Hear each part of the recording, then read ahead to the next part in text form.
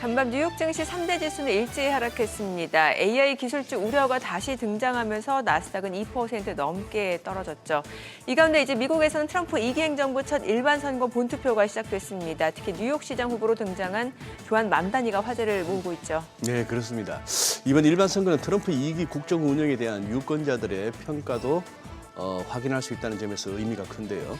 진보 성향의 정치 신인 조한 맘다니가 그야말로 열풍을 일으키고 있습니다. 네, 지난 6월 뉴욕시장 예비선거에서 정치계 거물인 쿠오모 전 뉴욕 주지사를 꺾고 민주당 후보로 선출됐다는 점도 주목할 만하죠. 결국에 쿠오모 전 뉴욕 주지사는 무소속으로 출마했습니다. 후보 맘다니는 뉴욕 서민층의 생활 형편 개선에 중점을 둔 공약도 내놓았다고 하죠. 네, 굉장히 열정적인 연설인데 네. 보기에 따라서는 상당히 또 포퓰리즘적인 그렇죠. 그런 면도 있습니다. 인도계 무슬림이죠. 맘다니가 투표에서 승리할 경우 그야말로 뉴욕시는 처음으로 이제 무슬림 시장을 맞이하게 되는데 트럼프 대통령은 맘다니가 시장이 될 경우에 뉴욕에 투입되던 정부 예산을 끊겠다는 얼음장을 놓기도 합니다. 네, 본투표는 이제 우리 시간으로 오늘 오전 11시에 끝나고 결과는 밤늦게 나올 것으로 예상되는데요. 맘다니가 될지 트럼프가 지지하는 쿠오모가 뉴욕시 시장이 될지 결과를 지켜봐야 될 것 같습니다. 지금 보시고 계신 머니쇼는 SBS 비즈앱과 유튜브에서 실시간 시청이 가능하고요. 국내 주식 정보 받아보실 분들은 카카오톡 채널 머니랩 추가하시기 바랍니다. 또 모든 투자 판단의 책임은 투자자분들께 있다는 점 알려드립니다. 그럼 글로벌 증시 상황부터 정리해볼까요? 최재현 아나운서 소식 전해주시죠. 월가의 경고에 증시의 패닉셀이 나왔습니다. 불안불안하던 시장에 대해서 월가 거물들이 조정 가능성을 언급하자 위험자산 회피 심리가 커졌는데요. 특히 그동안 많이 올랐던 AI 기업들의 고평가 우려가 커지면서 기술주를 중심으로 차익 실현 매물이 쏟아졌습니다. 어제 장 마감 후에는 팔란티어가 호실적을 내놓고 오늘은 AMD도 좋은 성적표를 내놨지만 분위기를 반전시키기에는 부족한 것으로 보입니다. 그럼 마감 상황 확인해보면 오늘 다우지수가 0.53% 빠졌고요. 특히 기술주 비중이 높은 S&P 500 지수와 나스닥 지수가 각각 1.17%, 2.04%로 크게 빠졌습니다. 빅테크 기업들은 대부분 빨간불을 켰는데요. 엔비디아는 유명 헤지펀드 매니저인 마이클 버리가 엔비디아에 대한 풋옵션을 보유한 것으로 알려지면서 주가가 무려 4% 가까이 급락했고요. 마이크로소프트나 알파벳, 아마존도 모두 약세에 나타냈습니다. 그나마 애플만 저가형 맥 노트북을 출시한다는 소식에 소폭 상승세로 마감했습니다. 시총 6위부터도 보면 테슬라는 유럽 시장과 중국 시장에서 판매량이 부진하다는 소식이 나왔고 또 머스크 CEO의 보상한 지급 투표를 앞두고 노르웨이 국부펀드가 이에 반대표를 던질 것으로 알려지면서 주가가 5% 넘게 내렸습니다. 노르웨이 국부펀드는 테슬라의 10대 주주 중 하나인데 만일 이번 보상안이 주총에서 통과되지 않으면 머스크가 회사를 떠나게 될 수도 있어 투자자들의 불안감이 증폭된 것으로 보입니다. 이어서 브로드컴과 메타도 각각 2.93%, 1.63%로 크게 내렸고요. 다만 전반적으로 오늘은 가치주나 우량주로 좀 쏠림 현상이 나타나면서 대표적인 가치주로 꼽히는 버크셔 해서웨이가 2% 넘게 급등 마감했습니다. 그러면 간밤 시장을 흔든 소식들도 짚어보면 일단 월가 CEO들이 일제히 주가가 고평가됐다면서 급격한 하락세에 대비하라고 한 것이 투심을 크게 위축시켰습니다. 골드만삭스의 최고 경영자는 앞으로 1, 2년 사이에 전 세계 주식시장이 10에서 20% 하락할 가능성이 크다면서 시장은 상승 후에 반드시 한 번쯤은 후퇴하는 시기가 온다고 말했고요. 같은 행사에 참석한 모건 스탠리 테드픽 CEO도 10에서 15%의 조정은 자연스럽다고 밝혔습니다. 물론 이들은 이는 장기 강세장에서 흔히 나타나는 현상이라면서 위기의 신호가 아니라 건전한 시장 현상이라고 강조했는데요.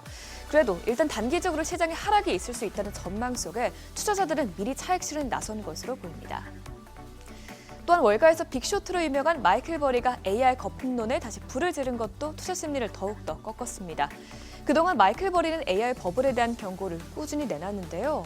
실제로 그가 이끄는 헤지펀드의 최신 13회 보고서에 따르면 팔란티어 풋옵션 500만 계약과 또 엔비디아 풋옵션 100만 계약을 신규로 매수한 것으로 나타났습니다. 해당 포지션의 가치는 전체 포트폴리오의 80%를 차지할 정도로 이 AI 테마가 얼마나 과열되어 있는지를 여실히 보여주는 대목인데요. 이에 따라 어제 팔란티어는 호실적을 기록했지만 PER이 거의 700배에 달하는 상황에서 대규모 풋옵션 매수 사실까지 알려지면서 오늘 주가가 8% 넘게 폭락했습니다. 그래도 다행히 장 마감 후에 대표적인 반도체 기업인 AMD가 호실적을 기록하면서 이 AI 수요 자체는 아직 괜찮다는 점을 드러냈습니다. 지난 3분기 AMD의 매출은 92억 5천만 달러를 기록했고요. 순이익도 전년 대비 61%나 급증하면서 어닝 서프라이즈를 내놨습니다. 특히나 관심을 모았던 데이터 센터 매출은 43억 4천만 달러를 기록하면서 애널리스트들의 예상치였던 41억 달러를 소폭 상회했죠.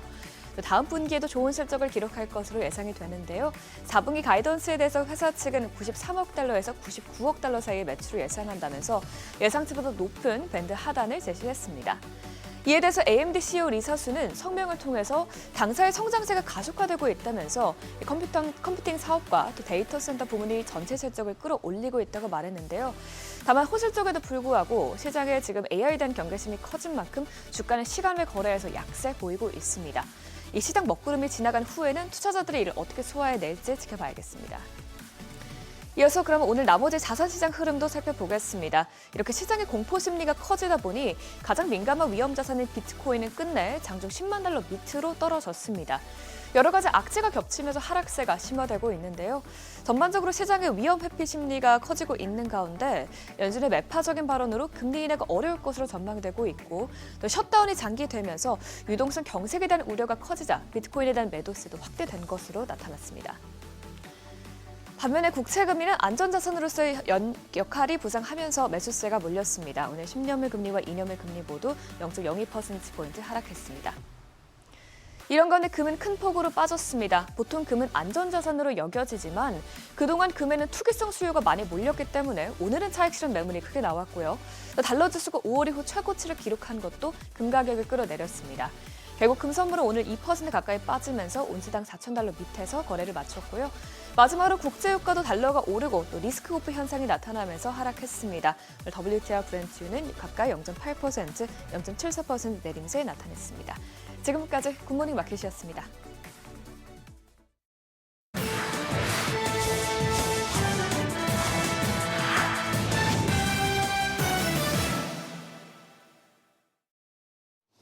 외신이 주목한 주요 이슈들 짚어보겠습니다.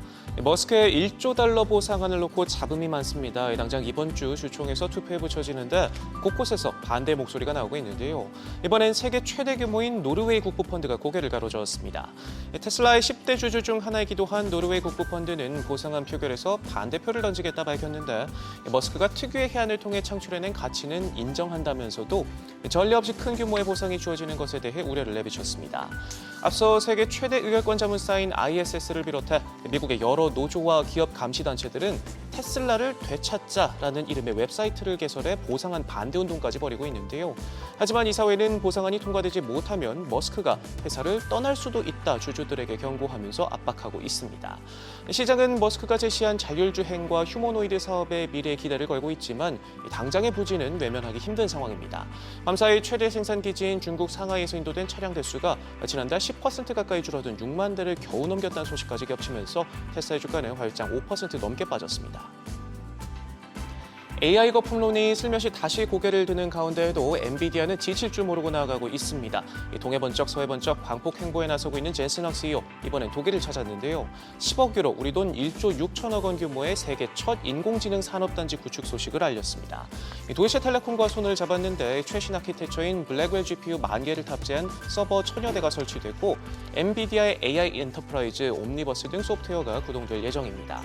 벌써부터 고객사들이 줄을 서고 있는데 독일 기술기업 지멘스가 첫 손님으로 낙점됐고요. 이 밖에도 퍼플렉시티와 퀀텀 시스템스 등을 포함한 10여 개 기업이 함께하기로 했습니다. 그런가 하면 중국에선 탈엔비디아 흐름이 한층 더 강력해지고 있습니다. 이번엔 중국 정부가 직접 나서서 자국 반도체를 사용하는 데이터 센터의 전기요금을 절반까지 감면해주는 제도를 도입했는데요. 앞서 엔비디아 칩을 구매하지 말라 금지령이 떨어지면서 알리바바와 바이트댄스 같은 빅테크들은 전력 효율이 크게 떨어지는 토종 칩을 사용할 수밖에 없어 비용 문제로 골머리를 앓아왔습니다. 돈을 줄 테니 국산 칩을 써라, 노골적인 밀어주기에 나서는 모습인데 당장은 미국과 해빙 무드에 들어갔다고는 하지만 트럼프 역시도 엔비디아의 블랙웰만큼은 다른 나라에 주지 않겠다 선언하면서 두 고래의 AI 패권 다툼은 여전히 현재 진행형입니다. 간밤 눈길이 가는 외식업계 소식도 들어왔는데요. 얌브랜즈가 피자헛을 내놓을지 고민 중입니다. 전 세계 매장을 갖추고 견조한 성장세를 보이고 있지만서도 당장 최대 시장인 미국에서 지지부진한 흐름이 길어지고 나홀로 매출이 뒷걸음질치자 결국 매각을 검토하고 나섰습니다. 피자헛은 배달 중심으로 소비 성향이 급격히 바뀐 시장 환경을 따라가지 못하면서 고전하고 있는데 아픈 손가락을 내려놓기로 했다는 소식에 얌브랜즈의 주가는 화요일장 급등세 보였습니다. 미국을 대표하는 또 다른 프랜차이즈죠. 스타벅스도 고전을 면치 못하고 있습니다. 특히 최대 시장 중 하나인 중국에서 토종업체들의 저가 공세에 밀려 결국 손을 떼기로 했는데요. 홍콩계 사모펀드 보위캐피털의 현지 사업 지분 60%를 40억 달러에 정리했습니다. 20년도 더 전에 중국 땅을 밟고 8,000개 육박한 매장을 운영 중인 스타벅스지만 3분의 1 수준의 가격을 앞세운 루이싱 커피에 밀려 1위 자리를 빼앗기는 굴욕을 맛보곤 좀처럼 힘을 쓰지 못하고 있습니다. 최근 미국 기업들의 다이어트 소식이 곳곳에서 들려오고 있는데요. 점점 더 정교해지는 인공지능과 관세 부담을 이유로 올 들어 9월까지 95만 명에 육박한 사람이 짐을 싼 것으로 집계됐습니다. 공공부문 감축이 일부 반영되긴 했지만 이를 제외하더라도 10%나 늘었는데 코로나 이후 최대 수준입니다. 가장 큰 원인은 트럼프 관세로 인한 시장의 경제 여건 악화가 전체 약 20%를 차지했고 AI를 직접적인 이유로 지목한 기업은 전체 4%에 그쳤지만 아마존과 마이크로소프트 등 많은 기업들이 인공지능을 염두에 두고 선제적으로 구조조정에 나서고 있습니다. 또 한편에선 이 AI라는 좋은 핑곗거리가 있는 지금이 구조조정의 적기라는 분석도 나오는데 용계제신문은 경기지표나 공식 고용 통계는 아직 둔화 조짐을 보이진 않지만 대기업들이 앞다퉈 인력 효율화에 나서면서 고용 없는 성장이 가속화되고 있다 짚었습니다. 지금까지 글로벌 비즈였습니다. 어제장에서 이슈가 있었던 업종 살펴보는 기업 이슈 시간입니다. 외국인 투자자들이 코스닥 시장으로 빠르게 돌아오고 있습니다. 반도체 등 대형주 중심으로 형성됐던 상승장이 로봇과 바이오 등 중소형 성장주로 확산되면서 코스닥의 수급 반전 기류가 형성되는 모습인데요. 외국인의 순매수 상위 종목을 살펴보면 로봇과 바이오에 집중됐습니다. 인공지능 성장 사이클이 반도체와 전력 설비 등 인프라 중심에서 응용 사업으로 확대되는 가운데 의료, 헬스케어와 스마트 팩토리, 산업 자동화, 또 로보틱스 등 앞으로 혜택이 예상되는 기업들로 자금이 유입되고 있다는 분석입니다. 특히 영국계 글로벌 자산 운용사로부터 약 2천억 원 규모의 투자를 유치했다는 호재에 급등한 HLB를 필두로 제약 바이오 관련된 종목들 전체적으로 살펴보면 어제 HLB 13% 넘는 상승세 보이면서 마감이 됐고요. 한미약품도 6.49%, 알테오젠도 4.97% 올랐습니다. 마지막으로 삼청단제약까지 2.77% 올랐습니다. 석유 수출기구와 주요 산유국의 모임인 오펙 플러스 소속 8개국이 추가 증산을 중단하기로 했다는 소식에 국내 정유주들 강세 보였습니다. 블룸버그 통신은 오펙 플러스 소속 8개국 에너지 장관들이 다음 달 원유 생산량을 하루 13만 7천 배럴 늘리고 내년 1월에서 3월은 계절적 요인을 고려해 증산하지 않기로 했다고 보도했습니다. 전문가들은 오펙 플러스의 결정이 석유 시장에는 긍정적으로 작용하고 있다고 분석했는데 그러면서 현재 강세인 등경유 마진도 유지되고 국제 유가도 기존 예상을 상회할 수 있다며 국내 정유 사업장에서는 긍정적인 영업 환경이 펼쳐질 가능성이 커지고 있다고 말했습니다. 아울러 시장에서 정제 마진 강세를 전망하는 점도 주가의 호재로 작용했는데요. 특징적으로는 S-오일 어제 3분기 흑자 전환과 4분기에도 호실적 기대감이 이어지면서 장중에 10% 이상 급등세 보이기도 했습니다. 하지만 장중에 이 상승폭을 일부 반납하면서 S-오일 6.92% 상승으로 마감이 됐고 GS도 1.24%, SK이노베이션은 보합권에 마무리가 됐습니다. 반면 석유화학 관련된 종목들은 약세 보인 점도 특징적이었습니다. 삼성 SDI가 미국 테슬라에 에너지 저장 장치용 배터리를 공급한다는 보도가 나오면서 신고가를 경신했습니다. 한 매체 보도에 따르면 삼성 SDI는 미국 인디애나주에 있는 스텔란티스와의 합작 공장 내 일부 라인을 ESS용으로 전환해 납품할 계획입니다. 연간 공급 규모는 약 10기가와트시로 추정되는데 이는 삼성 SDI가 테슬라에 ESS 배터리를 대규모로 공급하는 첫 사례가 될 전망인데요. 이에 대해 삼성 SDI는 해당 기사와 관련해 배터리 공급 논의를 진행 중이지만 구체적으로 확정된 사항은 없다고 말을 아꼈습니다. 하지만 시장의 기대와 관심은 주가를 끌어올렸는데요. KEM텍 같은 경우 상한가로 마감이 되기도 했고요. 유일에너테크 15%, DKT도 10% 넘는 상승률 보였고 삼성 SDI는 3.21% 상승 마감했습니다. 인공지능 산업 확대를 위해 전선과 변압기 등 전력 인프라의 중요성이 크다는 업계의 의견이 나오면서 관련 종목들 주목받고 있습니다. 대표적으로 사티아 나델라 마이크로소프트 최고 경영자가 AI 산업의 병목 현상 원인으로 전력 부족을 꼽았습니다.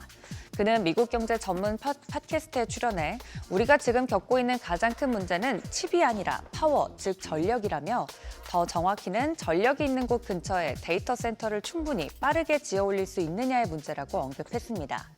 전선 그리고 전력기기 관련된 종목들 좋은 흐름 이어가고 있는 가운데 어제 대한전선 7.75%, 일진전기도 2.99% 올랐고 LS도 2.30%, 마지막으로 대원전선까지 0.83% 올랐습니다. 지금까지 기업 이슈 전해드렸습니다.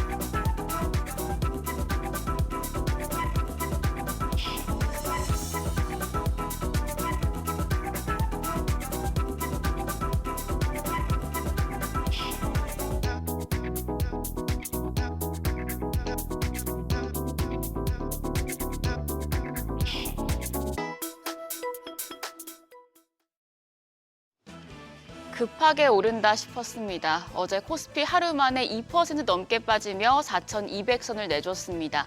반면 오랜만에 중소형주의 반격이 나타났습니다. 코스닥이 최근 상승세를 이어가면서 최근의 코스피 주도 장세와는 다른 행보를 보였는데요. 시장에서는 코스피가 역대 최고 수준의 밸류에이션에 도달한 만큼 대형주 위주의 차익 실현이 계속되면서 그동안 소외돼온 코스닥 시장이 반등할 수 있을 것이란 분석이 나옵니다. 과연 코스피에서 코스닥 쪽으로 온기가 아예 넘어갈지 아니면 어제가 일시적인 조정이었을지 어제장 복귀하면서 오늘장 투자 포인트 체크하시죠. 코스피가 닷새 만에 하락했습니다. 2.4% 가까이 내려서 4,121선. 최근 지수의 상승을 주도했던 대형주 위주로 차익 실현 매물이 출혈됐습니다. 반면 코스닥은 1.3% 넘게 올라 926선, 3거래일 연속 1% 넘게 올랐습니다. 어제는 수급적으로 큰 변화가 있었습니다. 코스피에서 외국인과 기관의 대규모 매도 물량이 쏟아져 나왔습니다. 특히 외국인이 하루에만 2조 2천억 원 넘게 대거 순매도하면서 지수의 하락을 야기했습니다. 4년여 만에 가장 많은 규모의 순매도로 삼성전자와 SK하이닉스 중심으로 팔자세를 나타냈고요. 기관도 5천억 원 가까이 팔아냈습니다. 반면 개인들은 이를 저가 매수의 기회로 삼는 모습이었죠. 2조 7천억 원 가까이 순매수하면서 4년 3개월 만에 최대를 기록했습니다. 코스피에서 빠진 자금은 코스닥 쪽으로 향했습니다. 이쪽에서는 메이저 수급 주체의 쌍끌이 매수세가 나타났습니다. 외국인이 2,300억 원 가까이 순매수했고 기관도 1,663억 원 매수 우위였습니다. 개인만 홀로 3,700억 원 가까이 팔아냈습니다.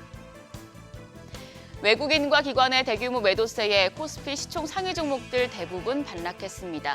특히 반도체 투톱 약세의 골이 깊었습니다. 삼성전자가 5.6% 하락하며 11만 전자를 내줬습니다. 종가는 10만 4,900원이었고요. SK하이닉스도 5.5% 떨어지면서 60만 닉스를 반납했습니다. 58만 6천 원의 거래를 마쳤습니다.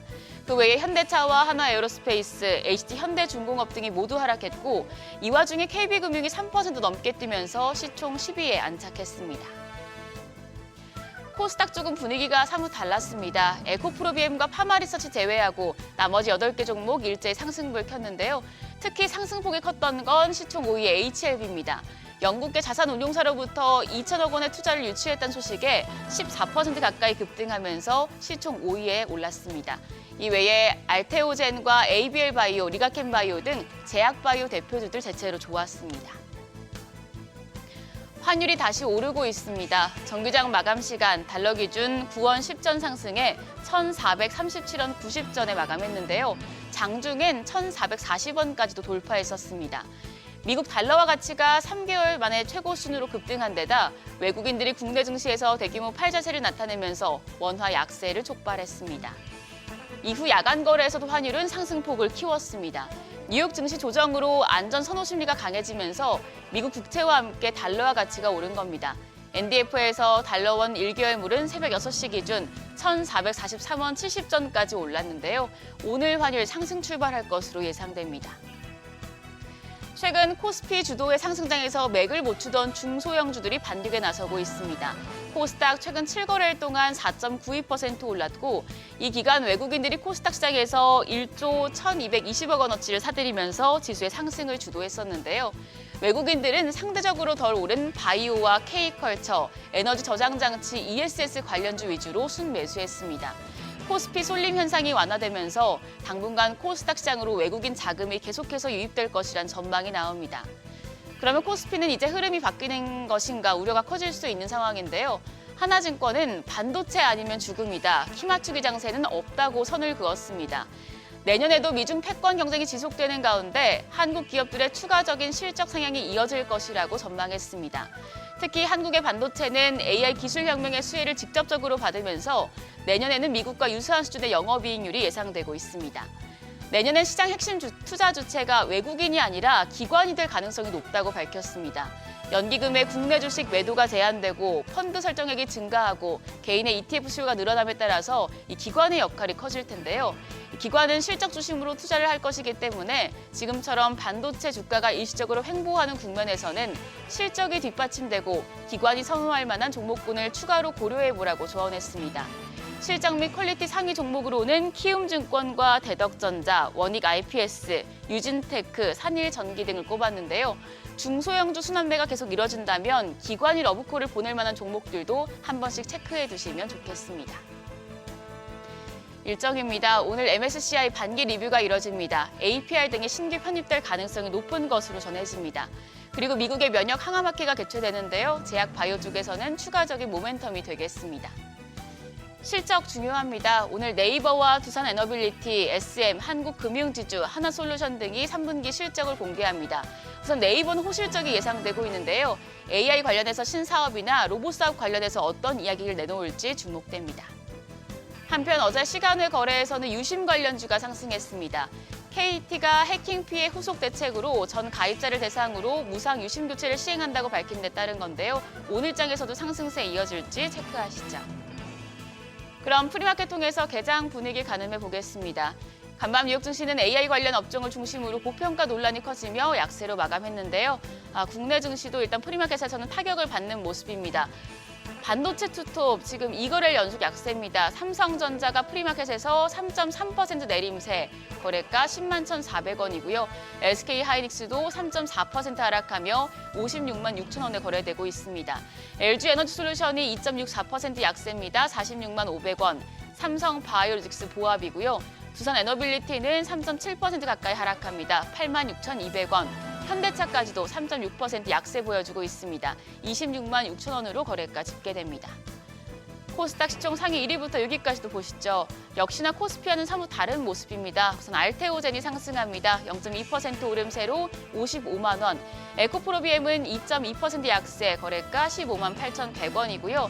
레인보우 로보틱스 그동안 급등했었는데 지금 프리마켓에서 4% 넘게 조정받고 있습니다. 거래가 47만 4,500원. HLB가 상승세 이어갈 것으로 예상이 됩니다. 5.2% 오르며 5만 6,400원. 펩트론이 2.2% 강세 27만 7,500원이고요. ABL 바이오까지도 1.1% 오름세 기록하고 있습니다. 프리마켓에서는 11만 2,500원에 거래됩니다. 중소형주로 순환매가 돌고 있는 국내 증시, 오늘은 유가증권 시장 AI 관련주에서 수급이 얼마나 빠질지, 그리고 이 수급이 어느 섹터를 향할지 확인하시는 게 중요하겠습니다. 지금까지 어제장 오늘장이었습니다.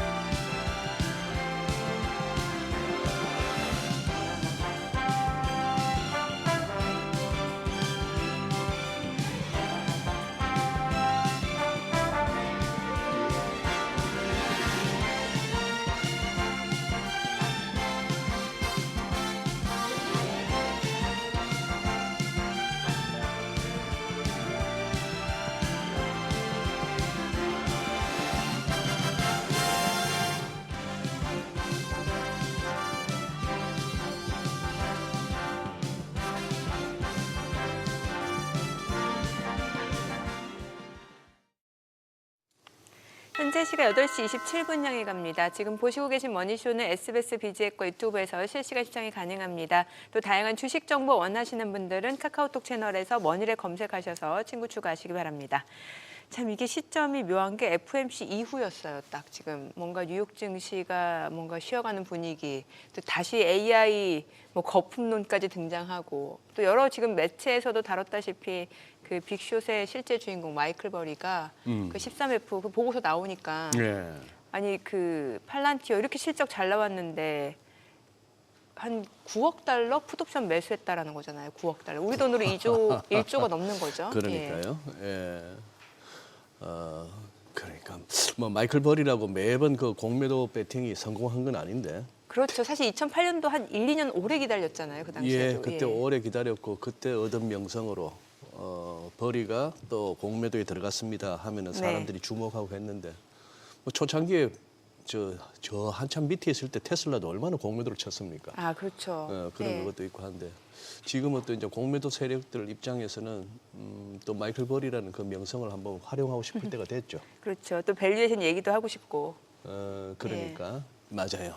밸류에이션에 대한 부담은 있고 한데 그러네요. 정민 앵커가 지적하신 묘한 것이 어떻게 보면은 10월 FOMC 네. 이후로 좀 분위기가 바뀌었다. 네. 바뀔 때 된 그 시점에 10월 FOMC 일정이 잡혀 있어서 그런지 그렇죠. 이게 뭐 뭐가 이거는 전후 관계는 어느 알 수 전후가 없어요. 뭔지는 예, 모르겠으나 예. 그러나 항상 사후적으로 볼 것 같으면은 연준이라고 하는 그게 그래도 썩어도 준치라고 연준은 무시 못합니다. 영향이 있죠. 왜냐하면 영향이 12월 달 뭔가 그래도 금리 인하 더 이어질 거다라고 예상을 네. 했는데 그러니까요. 다양한 의견이 있었다라는 네. 거잖아요. 예. 그리고 이제 셧다운도 이제 오늘부터는 사상 최고 기록을 넘기잖아요. 35일을 넘어서니까. 35일을 예. 넘었으면 1기 때 35일, 트럼프 1기 때 35일이 사상 최고였는데 그걸 넘어서고 소위 말하는 그 스탬프푸드를 하죠. 왜 예. 빈곤층들 이렇게 네. 무료 식사 제공하는 그것도 지금 중단되고 뭐 연방 직원들, 뭐 공항에 군인들 뭐 이런 지금 무급이니까 급여가 안 나가니까 여기에 또 뉴욕시장 예. 선거까지 있고. 거기다 이제 선거까지 겹치고 예. 하니 굉장히 미국은 어수선해졌습니다. 그리고 이래저래 뭐 아직까지도 불확실성도 생겼잖아요. 예. 그게 황 사장이 주기로 했던 황 사장. 26만 개 칩. 네. 과연 그 받을 수 있는지 트럼프 대통령이 말한 다른 예. 나라에 줄 수 없어 하는 게 그 칩인지 네. 뭐 이런 부분도 지금 불분명하고 해서 이래저래 시장은 또 어제 하나 우리 코스피가 또 선행했네요. 나스닥을. 어제 먼저 좀 코스피가 많이 떨어졌죠. 오히려 코스닥 쪽은 또 좋았고. 예, 예. 그렇습니다. 이게 묘하게 좀 분위기가 달라지는 것 같다는 생각도 드는데 글쎄요. 예측이 그래. 쉽지 않네요. 예. 어쨌거나 뭐 말 다 한 거죠. 월요일 날 오후에 진방꿀 이진우가 머니쇼 플러스에 나와가지고 다음 주 목요일 날 5천 찍습니다. 이러는 것 자체가 그만큼 라이브해진 거죠. 늘 우는 소리 하던 사람이 그런 식으로 간다. 그게 이제 그래서 제가 늘 얘기했잖아요. 소장님은 꿋꿋하게 소장님의 뷰를 가져가시는 게 여러모로 그게 좋습니다. 아니고 저는 지금 네. 휴먼 인디케이터로서 제 역할에 충실한 겁니다. 이번에도 제대로 역할을 한 거예요. 이번에도 참, 네. 그래요. 오늘 함께 슬픕니다. 해주실 분 네. 모셔보겠습니다. 디멘전 투자자문 투자부문의 송재경 대표님 함께합니다. 어서 어서 오세요. 오세요. 안녕하세요. 대표님. 예. 지금 대표님께서는 어떻게 보세요? 지금 뭐 갑자기 다 흔들려요. 금도 뭐 4,300불 어쩌고 하던 게 4,000불 허가고 네, 비트코인이 비트코인도. 맥을 못 네. 추고 네. 전반적으로 지금 자산 시장에 한마디로 미국 유동성이 말리고 있다. 유동성이 말리고 있다. 네, 뭐 그게 한마디로 제 결론입니다. 그래서 뭐 이따 좀 말씀드리겠지만 사실은 지난 한 달간의 시장의 흐름 자체가 사실은 거기에 대한 일종의 예고를 줬었고요. 네. 이미 우리가 못 발견했을 뿐이지. 거기에서 사실은 11월 들어서 원래는 산타랠리를 기대했는데 네. 첫날은 나쁘지 않았죠, 우리나라. 그래요. 예. 네네. 뭐를 나쁘지 않았는데 확실하게 그 미국의 이제 유동성 랠리의 이슈 때문에 비트코인과 달러 지수가 영향을 받고 그런 네. 것 자체가 아시아에서 우리가 제일 많이 오른 아시아네 전 세계에서 제일 많이 오는 우리나라부터 사실은 선행적으로 먼저 1차적인 조정을 보였고 거의 맞춰서 사실은 미국장도 어제 같이 뭐 유럽도 중간에 한번 빠졌고 네. 기본적으로는 지금 확실한 거는 이게 이제 좋은 거 나쁜 거좀 있지만 우리가 전 세계를 선행한다 뭐든지 네. 그것을 확실히 다시 가져왔다. 맞아요. 예, 예. 우리가 선행하는 것 같아. 네, 맞습니다. 예. 어. 아니 그 그래, 유동성 예. 얘기 좀 해주시죠. 네. 어떤 그게 데이터나 무슨 어떤 그게 보이시나요? 네, 일단 1차적으로 해서 제가 이제 뭐 한 달 정도 보통 지나면 제가 그 소위 그 자산군이나 지역별 수익률을 가지고 그렇지. 말씀을 예, 그러죠. 드리잖아요. 네. 왜냐하면 복귀를 잘해야 전망을 잘하려면 복귀를 잘해야 되죠. 그렇죠. 복습 잘해야죠. 예, 네. 그러니까 무슨 이유에서 이렇게 움직였는지를 잘 생각해 그게 그 다음에도 영향을 주기 때문에 그런데요. 이제 첫 번째 차트를 제가 가져온 거는 늘 보여드린 건데 자산군에서 우리가 금 얘기를 사실은 10월 달에 제일 많이 했는데 네. 그럼에도 그렇게 고점 대비 빠졌음에도 불구하고 금은 여전히 1등을 했고요. 그러니까 저기 키 높이만 좀 낮아졌지. 네, 네. 네. 근데 두 번째로 신기한 게 원래 좀 저 아래쪽에 있었던 달러 지수가 2등으로 쫙 올라왔습니다. 그러니까 네. 금과 달러 지수가 다 상위권으로 올라왔다는 것은 대표적으로 여기가 안전자산의 대표잖아요, 사실은. 네, 네. 그렇게 놓고 보면 아 시장이 뭔가 심상치 않게 돌아간다라는 걸 볼 수 있고 정반대에 보면은 제일 많이 10월 한 달간 고생했던 자산이 뭐냐면 비트코인입니다. 그러네요. 비트코인이 아예 거의 이렇게 지금 박살이 났습니다. 네, 사실은. 네. 다른 자산군에 비해서. 그래서 통상적으로 누가 옥토버 이게 원래는 옥토버 네. 예 이게 코인 시장에는 그런 얘기가 있다고 그러더라고요. 코인에는 10월에는 항상 옥토버. 예 올라간다 그래서 옥토버라고 보통 얘기한다고 그러더라고요. 근데 네. 어쨌거나 정반대로 움직였다는 게 좀 의미시장했고요. 반면에 어쨌든 주식시장 안에서는 전 세계 이번에도 9월 달에 이어서 10월에도 우리나라가 또 압도적인 1등. 근데 그 안에 사실은 살짝 보시면 중국이 저 밑에 왼쪽으로 보면 좀 밑으로 상대적으로 부진한 쪽으로 밀려났습니다. 근데 중국을 제한 나머지 신흥국은 우리 다음으로 상당히 좋았고요. 우리가 이제 거기에 영향을 줬지만 저 안에 사실은 주로 뭐가 있느냐? 원자재 부국들이 상당히 좋았습니다. 그래서 왼쪽 자산군에 보면 3등이 원자재거든요. 그래서 최근에 뭐 구리 가격이나 네, 알루미늄 맞아요. 가격이나 이런 것들이 최고치를 다 갱신하면서 기본적으로는 뭐 브라질이나 이런 쪽에 증시가 나쁘지 않았다는 거죠. 그래서 전반적으로 큰 그림에서는 신흥국이 선진국 대비는 나은 모습을 보이고 그 안에서 확실히 우리나라가 1등이긴 했는데 앞서서 봤지만 안전자산 선호 현상이 늘어나면서 금과 그 달러 지수는 강세를 보였고 비트코인이 급락을 했다는 측면에서 놓고 보면은 모양이 조금씩 뭔가 바뀌고 있다라는 느낌을 적어도 자산군 시장에서는 나타내고 이것의 포인트는 유동성에 가장 영향을 민감하게 반영하는 비트코인에서 우리가 사실은 미리 발견을 좀 했어야 됐을 거다 네. 이렇게 말씀드립니다. 그 가능성은요. 유동성이 말랐다기보다도 비트코인 가상자산 저쪽으로 몰렸던 돈들이 주식 좋다고 지금 주식으로 올 가능성은? 근데 규모가 뭐 사실은 주식시장을 흔들 정도의 규모라고 하기에는 네네 그 규모 자체가 그렇게 크지는 뭐 그러니까 물론 옛날보다는 커졌지만 예. 그 규모가 주식시장과 비교하기에는 더군다나 미국 시장과 비교하기에는 예 그렇게 아직은 이런 표정은 예. 저력지였다 이렇게 말씀드립니다. 아니 그리고 영래포 금 감소 거의 제로 수준에 도달했다. 이 얘기는 사실 한참 전부터 있었던 얘기 아니에요? 네. 예. 근데 이것이 하필이면 뭐하고 만났냐면 재무부가 국채를 엄청나게 찍어대면서 네. 이것이 서로 만나면서 이제 소위 시너지를 낸 거죠. 나쁜 시너지. 예. 이제 무슨 말이냐면 이제 영래포 하면 되게 좀 어려워들 하시는데 네네. 레포, 영래포 반대죠. 레포는 그냥 심플하게 돈 빌릴 때 내가 담보로 뭘 맡기고 주로 이제 국채나 모기지 채권이죠. 그걸 맡기고 대신에 연준으로부터 돈을 빌리는 거. 이제 이게 레포입니다. 레포 금융기관 시장입니다. 입장에서 레포. 예. 네. 그런데 그 반대가 영래포. 연준이 거꾸로 빌리는 겁니다. 네. 연준이 야 우리한테 맡겨. 너 돈 많이 남잖아. 우리한테 맡기면 우리가 내가 금리 잘 줄게. 이게 이제 영래포입니다. 그러니까 사실은 영래포라는 게 갑자기 나타난 그러니까 옛날부터 있었던 게 아니라 코로나 지나서 생각해 보시면 코로나 때 무제한 QE를 했잖아요. 네, 양적 완화. 예, 네. 시장에서 어마어마하게 채권을 사들여 줬습니다. 옛날에 국채만 사는데 그 당시에는 모기지까지 막 사주고 심지어는 일부는 기업 채권까지도 사줬어요. 그 ETF 통해하고 어마어마하게 사줬는데 그러고 보니까 시장에 돈이 막 남아돌잖아요. 네. 그 돈을 다시 흡수하기 위해서 이 영래포란 걸 만든 겁니다. 너희 시장에 돈 많이 남잖아. 그러면 그거 딴 데 헤매지 말고 우리가 금리 잘 쳐줄 테니까 우리한테 맡겨. 이게 이제 영래포거든요. 그래서 한때 2.4조까지 달러까지 늘었던 네. 것이 최근 2년 반 동안 술술 줄었어요. 그러니까 결국은 영래포가 늘어났다는 건 시장의 과잉 유동성을 땡겨서 유동성을 감소시킨 거고요. 이것이 줄어든다는 얘기는 유동성이 증가했다는 겁니다. 근데 이것이 계속 증가시키다가 이제 더 이상 줄 게 없는 거죠. 끝난 거죠. 네. 그래서 지금 영내포 잔액이 제로에 이제 올해 여름부터 이제 들어가기 쉽다 보셔야 될 것 같고요. 두 번째로는 그 트럼프가 OBB를 OBB를 이제 통과시킨 다음에 그 소위 그 감세안을 통과시키고 난 다음에 그다음에 이제 돈을 쟁기기 시작했죠. 그러니까 국채를 본격적으로 발행하기 시작했습니다. 네. 그래서 지금 한때 3천억 달러까지 다음 차트로 넘어가 주시면 한때 저점이 3천억 달러까지 내려갔던 것이 지금 쭉 올라서 지금 1조 달러를 넘어섰거든요, 지금. 그러니까 1조 달러를 넘어섰다고요? 네네네. 뭐 한 8,500억 달러, 뭐 9천억 달러 정도까지 채운다더니 더 채우고 있네. 네네. 왜냐하면 지금 셧다운이 길어지고 있잖아요. 아, 돈 나갈 데가 없구나. 예, 돈 나갈 데도 없지만 쓸 데가 없. 이것 때문에라도 사실 나중을 대비해서 좀 더 쟁기는 것도 있죠. 아, 그게 한 그래요? 250억, 300억 달러 정도 된다고 합니다. 어쨌든 합쳐서 1조 달러가 넘어가니까 짧은 기간 안에 지금 사실은 3개월 동안 7천억 달러 이상을 시장에서 쫙 빨아낸 거죠.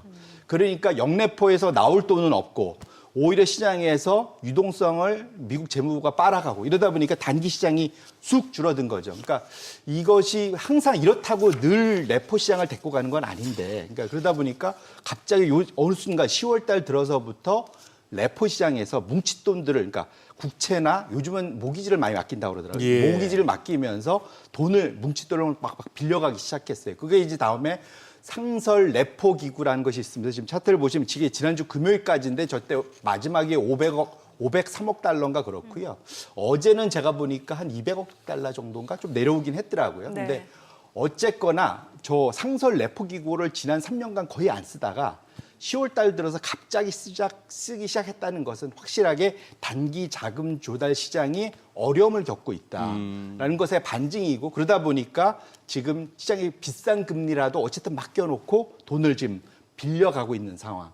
그러니까 확실하게 지금 단기 자금 시장이 말린 것만은 분명하다는 걸 요 세 개 차트에서 확인할 수 있습니다. 거의 뭐 QT 중단 그렇죠. 사실은 그래서. 그런 식으로 나올 수밖에 없었던 거고. 예, 원래는 지금 바로 중단했으면 좀 날 뻔했는데 11월부터 예. 12월 1일까지 1일부터 한다고 그러잖아요. 예. 그러니까 11월 한 달 동안은 사실 그게 당분간 유지될 수 있어서 당분간 저 레포 시장을 좀 이거 저 뉴욕 연은에 가보면 저 다 보실 네, 수가 네. 있거든요. 저걸 좀 체크해 보실 필요가 있고, 저 소위 아까 그러니까 그 정부에 맡겨서 이제 연준에 맡겨서 받는 금리보다 지금은 저 레포 금리가 훨씬 높거든요. 요 스프레드가 지금 급등을 했어요. 그래서 한 30bp 가까이 막 차이가 나거든요. 예. 이것이 내려가는지 여부도 같이 체크를 해보셔야 되는데, 이게 무슨 말이냐면 시장 전체에 이전에는 유동성이라는 게 딴 게 아니라 유동성이 많다는 거는 돈 빌리기가 쉽다는 겁니다. 예. 흥청망청할 수 예. 있는데 예. 그 대표적으로 비트코인 같은 거 레버리지 껴서 하면은 돈 벌기 좋잖아요. 예. 사실은. 이런 걸 하기 어려워졌다는 거죠. 그래서 이것이 다시 풀려야만 소위 이제 위험 선호가 다시 살아날 수 있어서 이 상황이 지금 앞으로도 당분간 지금 11월 한 달간은 되게 중요한 좀 지표가 될 거다 이렇게 말씀을 드립니다. 그래서 일각에서 이제 이 조정 내지는 유동성이 조금 말라가는 거 아니냐 하는 우려를 하면은 또 이렇게 일각에서 하는 얘기가 특히나 이제 유동성을 굉장히 좋아하는 쪽에서는 걱정하지 마. 트럼프 행정부나 그동안 연준의 그걸로 봤을 때 역사를 봤을 때 조금 말린다 싶고 시장이 조금만 흔들려봐. QE 할 거야. 또 양적 완화할 거야. QT 종료 수준이 아니고 처음 할 때가 어렵지 뭐. 그동안 몇 차례나 했기 때문에 이제 QE는 당연한 듯이 뭐 이런 식으로까지도 믿고 있더라고요. 당연히 생각해 볼 수 있고요. 왜냐하면 과거 그랬습니다. 대표적으로 2019년도에 네. 사실은 이 일이 언제 벌어졌냐면 2019년도 9월 달에 있었거든요. 그때 저 레포 시장의 금리가 레포 발작이 있었죠. 예, 레포 금리가 한때 하룻밤에 10%까지 올라갔어요. 그래요. 하도 안 돌아가지고. 하루짜리 금리를 연 10몇 %로 빌렸던 거죠. 월가의 맞습니다. 은행들이. 근데 그때가 뭐냐면 2018년부터 QT를 계속 하고 있었을 때였어요. 맞아요. QT 하다가 결국은 저 발작이 나거든요. 그러니까 연준도 이것을 사실 알고 하는 게 아니라 실험을 계속 하고 있는 거거든요. 네. 그러니까 놀래가 그다음부터는 바로 QE로 돌아섰습니다. 사실 그러고 이제 상설 레포 기구도 만든 거거든요. 그래서 지금 상황은 이제 거꾸로 말하면 상설 레포 기구가 완전체가 아니라 지금 하고 있는 것도 해 보는 겁니다. 지금 예. 여기서 잘 막아지면 다행인데 안 막아지면 말씀하신 대로 QE로 다시 넘어갈 수도 있어요. 근데 다만 그때와 지금의 가장 큰 차이가 뭐냐면 그때는 물가 걱정이 없었어요. 네. 소위 아하. 인플레이션 걱정이 없었는데 예. 지금은 이게 공격적인 QE를 하기에는 물가에 대한 불안이 남아 있는 거죠. 그러니까 연준 입장에서도 이번엔 그때처럼 공격적으로 QE를 할 수 있겠느냐에 대한 고민은 분명히 있고, 그래서 파월이 사실 12월 금리 인하에 대해서 약간 뭐랄까요, 이제 거리를 두는 듯한 얘기도 같이 하는 이유가 네. 거기서 한쪽으로 너무 몰려가지 않게 하려는 또 하나의 이제 방어막 뭐 이렇게 보셔야 돼서, 그러니까 QE론자들 말에 일리는 있지만 정말로 금융시장이 확 말리면 그렇게 될 수는 있겠지만 적어도 그때 19년도처럼 공격적으로 QE를 바로 돌아선다, 그 가능성은 조금 낮게 보셔야지, 그걸 너무 낙관론적으로 보시면은 또 한번 실망할 수도 있겠다, 이렇게 말씀드립니다. 그러고 보면 파월 의장이 그때 FOMC에서 기자회견이나 뭐 모두 발언하고 할 때 그거 했던 말 중에 지금 이제 12월 금리 인하를 다 기정사실로 여기지 마라. 뭐 어떤 일이 벌어질지 모른다 중에서도 셧다운을 언급하더라고요. 맞습니다. 네. 예. 셧다운이 향후 유발할. 근데 이제 또 갑자기 한번 뭡니까? 송 대표님은 그 역사를 아세요? 왜 갑자기 저 트럼프 대통령이 뉴클리어 옵션, 핵 옵션이라고 이걸 들고 나오죠? 이런 용어가 뉴스에서도 언급이 되던데, 무슨 뭐 얼핏 보니까 뭐 민주당이 필리버스터를 갖다가 그거 하지 못하게 하고 상원에서 중요한 거는 60표를 갖다가 100명 중에 60표, 5분의 3을 갖다가 획득해야 되는데 이걸 그냥 단순히 51명 단순 과반수만 해도 통과되도록 하라. 뭐 이걸 갖다가 핵 옵션이라고 하는 것 같던데. 아마 근데 그건 나중에 위헌 소지 뭐 이런 거에 걸릴 가능성이 있을 거로 저는 알고 있어요. 그래서 잘 못 그래요. 쓰는 거 아닌가라는. 왜냐면 나중에 또 되돌릴 수도 있잖아요. 그러니까 아마, 근데 사실 그거보다는 골드만삭스 이런 데서 얘기하는 거는 이때 항상 이것이 풀리는 징표가 뭐냐면 항공 관제사들이 파업을 하기 시작하면, 그러면 이제 양쪽이 다 압력을 받고 아하. 합의에 도달했던 19년도에도 그러니까 그때 그렇게 해서 사실은 결국 비행기가 못 뜨고 공항이 마비된다는 얘기네. 그 말씀은. 혹시라도 비행기 떨어지면 그걸 누가 책임지겠습니까? 그러네요. 예, 사실은 예, 그래서 지금 이미 지금 2주째인가 지금 돈을 못 받고 막 네. 일하는 걸로 알고 있습니다. 예. 항공 관제사들. 그게 필수 인력들이라 나와서 일을 하는데 2주가 뭐예요? 지금 한 달 넘게 지금 돈 못 받고 있네요. 그러니까 이제 미국에서는 주급 기준인데 월급도 아니고 네. 이 돈 못 받으면 화나잖아요, 사실은. 화나죠. 예, 그러니까 아마도 항공 관제사들이 이제 파업 가능성이 높아졌기 때문에 그렇게 놓고 보면 아마도 그래서 다음 주 정도 말까지는 이제 타결하지 않겠느냐라는 상이 이제 기본적으로 그걸 미루어 짐작해 보는 것 같고요, 사실은. 근데 다만 이제 말씀 주신 대로 그때만 해도 트럼프가 상원 하원을 장악하는 게 약했는데 지금은 장악을 잘하고 있잖아요. 예. 그렇게 놓고 보면 트럼프가 좀 더 목리를 부릴 수도 있겠다. 그래서 그런 방법을 쓴다든가. 지금 일단은 대법원까지 가보는 건 나중에 할 일이고 일단은 다 그냥 할 수 있는 건 다 하고 있잖아요, 지금. 네. 그래서 뭐 말씀 주신 대로 그렇게 해서 풀릴 가능성도 뭐 배제할 수는 없겠죠. 네. 지금 53대 47이니까 상원이 네. 공화당 53이니까 7명만 넘어오면 되는데 민주당에서. 그렇죠. 근데 이게 마지막 보루니까요. 예, 사실은 또 예. 민주당 입장에서는 그 소위 그 이번에 이게 통과가 안 되면 내년도로 지금 보니까 평균 30% 이상 그 건강보험료가 올라가더라고요. 30%는 크잖아요, 사실은. 예. 미국 안 그래도 보험료가 높은데. 네. 그래서 아마도 지금 내년에 이제 뚜껑 열어보면 감세도 있지만 그래서 돌아오는 환급금도 있는데 또 보험료 올라가고 이런 거 다 이렇게 맞춰보면 이게 좀 사람들이 웃는 사람도 있겠지만 우는 사람도 화내는 사람들도 꽤 생길 거다. 뭐 이렇게 보셔도 될 것 어떻게 같습니다. 보면은 이제 뭐 내일 내일 이맘때쯤이면 결과를 알만한 그 저희가 오프닝에서 말씀드렸던 그 선거, 시장 선거들, 뉴욕 선거. 네. 뭐 뉴욕, 버지니아 뭐 네네. 등등이 보니까 전통적으로 민주당이 좀 강했던 지역들인데 네네. 거기 결과에 따라서 또 이렇게 셧다운 문제는 그렇죠. 약간 이제 어느 쪽에 힘을 들어주느냐에 따라서. 네, 그게 있을 수가 있겠네요. 맞습니다. 그러면 민주당이 더 끌고 갈지 타협할지. 네, 네. 네. 그러니까 어찌됐건 시장 참여자 입장에서 그 셧다운 이슈는 좀 시간의 문제이고 결국에는 이제 해결되는 과정으로 갈 것이다 이렇게 믿는 것 같고, 이제 말씀 주신 대로 이제 유동성에 대해서는 좀 의견이 분분할 수 있는 상황인 것 같은데, 왜냐하면 최근에 보면 달러 행보가 지금 간밤에 달러 인덱스가 100까지 드디어 100을 찍었죠. 네. 예, 그러니까 이게 뭔가 좀 원래는 미 연준이 금리 인하 기조로 간다라고 하면은 달러 강세가 그렇게 심하게 나타나진 않을 거다라는 의견이 많았거든요. 근데 네. 지금 약간 분위기가 달라진 것 같아요. 첫 번째로는 말씀 주신 대로 파월이 10월 말 그 FOMC 때 약간 표변한 거, 예. 태도를 조금 더 매파적으로 바뀐 거, 그게 첫 번째일 것 같고요. 두 번째로는 사실은 달러 지수라는 게 딴 게 아니라 이렇게 달러 유동성으로 봐도 되잖아요. 네네네. 그러니까 달러 유동성이 모자라면 달러가 부족해지면 당연히 달러는 값이 올라가니까 올라가겠죠. 달러 지수가 네. 강세로 네. 가겠죠. 네. 지금 그래서 이게 다 유동성하고 연결돼 있는 거다 보셔야 될 것 같은데요. 제가 과거에 보내드린 이제 미국 연준이 관리하는 유동성 지표, 뭐 자산 거기에 뭐 BTFP, RRP, 뭐 우리 아까 얘기했던 그런 것들 다 뒤섞어 놓은 거. 그래서 그러니까 지금 검정색 선이 소위 이제 소위 유동성 지표라고 보시면 되는데 이것이 올라가면 유동성이 올라가는 거고 지금 그러니까 아래로 내려오면 유동성이 감소하는 겁니다. 아, 저 네. 위에 감소가 아니라 증가인데 제가 잘못 썼네요. 위에 유동성은 이렇게 파란색은.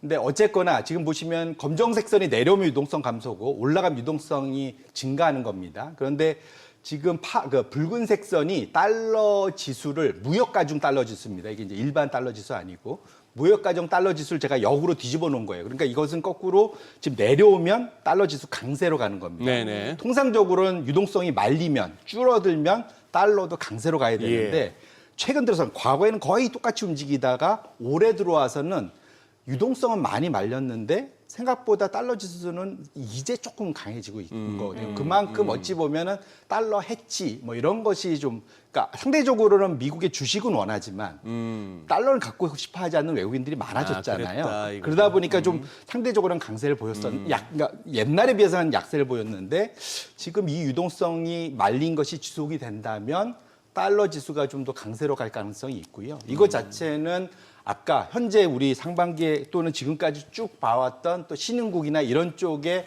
강세를 또 그 산타랠리 기대감을 많이 좀 뭐랄까 훼손시킬 수 있는 그것을 좀 아니면 기대를 되게 낮춰야 되는 그런 상황으로 할 수 있습니다. 그래서 결국은 이 모든 것이 당분간은 달러 지수를 봐야 될 것 같고요. 유동성을 우리가 봐야 될 것 같고 그걸 단 하나로 본다면 비트코인 가격을 열심히 좀 보셔야 된다. 이렇게 말씀드립니다.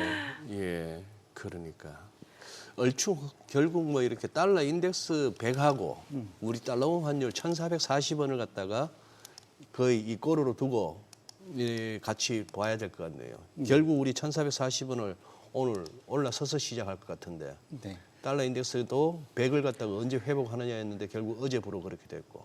그러니까 사실은 달러 지수가 강세를 보인 거에 가장 일조를 했던 것 중에 하나 어제는 안 그랬지만 일본 엔화 약세가 좀 최근 한 달간 엄청 두드렸거든요. 예. 뭐 이제 근데 어제 보니까 일본 금리가 좀 많이 올라가더라고요. 일본 금리가. 예, 그러면서 조금 약간 엔화는 조금 강세로 살짝 돌아서긴 했는데 어쨌거나 지금 금리의 향방도 상당히 앞으로 중요하거든요. 그래서 지금은 어찌 보면 그러니까 나머지 나라들은 어떻게 할 수가 없어요. 이거는 미국 내의 이슈잖아요. 네. 미국 내의 유동성이 사실은 말린 거기 때문에 거기에 대해서 사실 나머지들은 지금 조속벼수처럼 움직여야 되는 거서 통상 우리는 약간 외유 내강형이라 항상 모든 걸 우리가 우리 내에 무슨 문제가 있나 찾아보는데 지금은 그 이슈라기보다는 지금 미국 내의 유동성 이슈가 달러의 움직임을 가져가고 그것이 결과론적으로는 어쨌든 우리한테도 원화 약세로 나타날 수는 있겠다 이렇게 말씀을 드립니다. 우리 아직 80조 달러, 80조란다. 예, 한 80조 원 가량으로 채워져 있는 고객 예탁금은 유동성 측면에서는 크게 믿을 구석이 못 되나요? 그건 당연히 믿을 수 있죠. 믿을 상대적으로. 수 있죠. 예, 그거는 그리고 제가 전에 다녔는데 이번 주까지도 제가 업데이트를 해보니까 신용잔고 대비 예탁금은 여전히 30%로 똑같더라고요. 그만큼 예탁금 느는 예탁금이 속도가 늘었기 때문에 느는 속도가 아주 강하기 때문에 그리고 우리는 B2가 미국에 비해서는 사실 미국은 B2가 너무 많아서 네. 목이 차갑고 지난주에도 보여드렸잖아요. 예. 오히려 지금 변동성이 커질 수 있는데 우리는 상대적으로 B2가 덜한 편이라서 그렇게 놓고 보면은 좀 많이 오르긴 했지만 내부 수요는 적어도 그 수급 측면에서 국내 수요는 여전히 강하다 이렇게 보셔야 될 것 같습니다. 최근에 은행권의 요구불 예금이 엄청 줄었다던데. 한 24조 원이 좀 많이 줄었다고 하죠. 그거 네. 지금 분위기로 봐서는 그거 전부 다 예탁금에 들어와 있는 거예요. 쏠라고. 그렇죠. 상당히 많은 증시로 양이 많이 들어갔다고 볼 수 있는 거죠. 맞습니다. 네. 그러니까 그나저나 지금 AI 버블론 다시 또 얘기가 나오는 게 지금 미국 증시에서는 이제 주요 빅테크주들 실적 발표를 했는데 다 괜찮았어요. 물론 메타 좀 제외하고 근데 메타 같은 경우 이제 일회성 비용인 측면도 있고 이 삼각 처리 때문에 그렇다는 얘기 많이 들어왔는데 사실 팔란티어만 하더라도 지금 9개 분기 연속 실적 굉장히 좋은데 참 이게 뭐 가파르게 올라와서인지 아니면 밸류에이션 논란 또 나오면서 좀 주가 조정을 받고 있는 상황인데 어떻게 보시나요? 좀 그 질문 안에 답이 다 있는데요. 아, 그래요? 질문이 너무 길었네요. 아니요. 질문 안에 답을 다 주셨는데 오히려 전 거기서 그 마지막에 특이하게 지난주 빅5 미국의 빅5 그러니까 빅테크 5 네네네. 기업들의 실적을 보면서 우리나라 HBM이 더 좋아지겠는 걸라는 생각을 들었습니다. 이게 이제 무슨 말이냐면 지난주에 사실 실적은 메타도 냉정해 보면 좋았어요. 예. 일회성 맞아요. 빼고 뭐 예. 이렇게 보면 좋았는데 희한하게 아마존 알파벳은 엄청 주가를 위로 올려놓고 네. 지금 메타는 아예 박살을 내놓고 예. 한 주간 한 12% 빠졌으니까요. 그다음에 마이크로소프트도 괜찮았는데 거의 살짝 마이너스 정도로 네. 만들어 놓고 결국은 지금 애플은 사실은 어찌 보면 거기에서는 좀 빠져 있는 회사니까 그래서 어젯밤에도 사실은 애플과 벅셔 해소웨이는 주가가 좋잖아요. 사실은 상대적으로. 그러니까 지금 AI 이 판에서는 좀 빠져 있는 건데 지금 차트에 있지만 메타가 지난 한 주간 박살났고 아마존 알파벳은 거의 8, 9% 올라가면서 시장에서 상당히 환호를 했습니다. 그럼 대체 무슨 차이가 있길래 실적이 괜찮았는데 무슨 차이가 있길래 저렇게 좋았냐?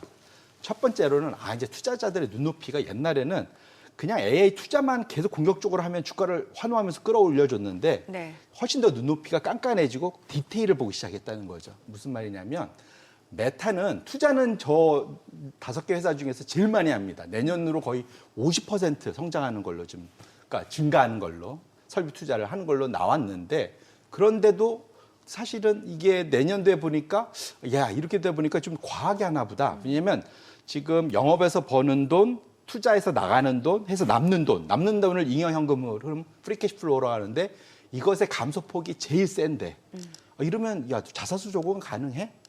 그리고 혹시 그 투자했다가 돈 못 벌면 어떡할 거야? 이제 이 얘기가 나오는 거죠. 네. 그래서 이따 보시겠지만 메타가 지금 빚도 많이 내고 있거든요. 심지어 투자를 하다 보니까 지금 너희가 쓰려고 하는 건데 다른 외부의 고객도 아니고 데이터 센터를 너 혼자 쓰려고 하는데 이렇게 공격적으로 해? 너 문제 있는 거 아니야?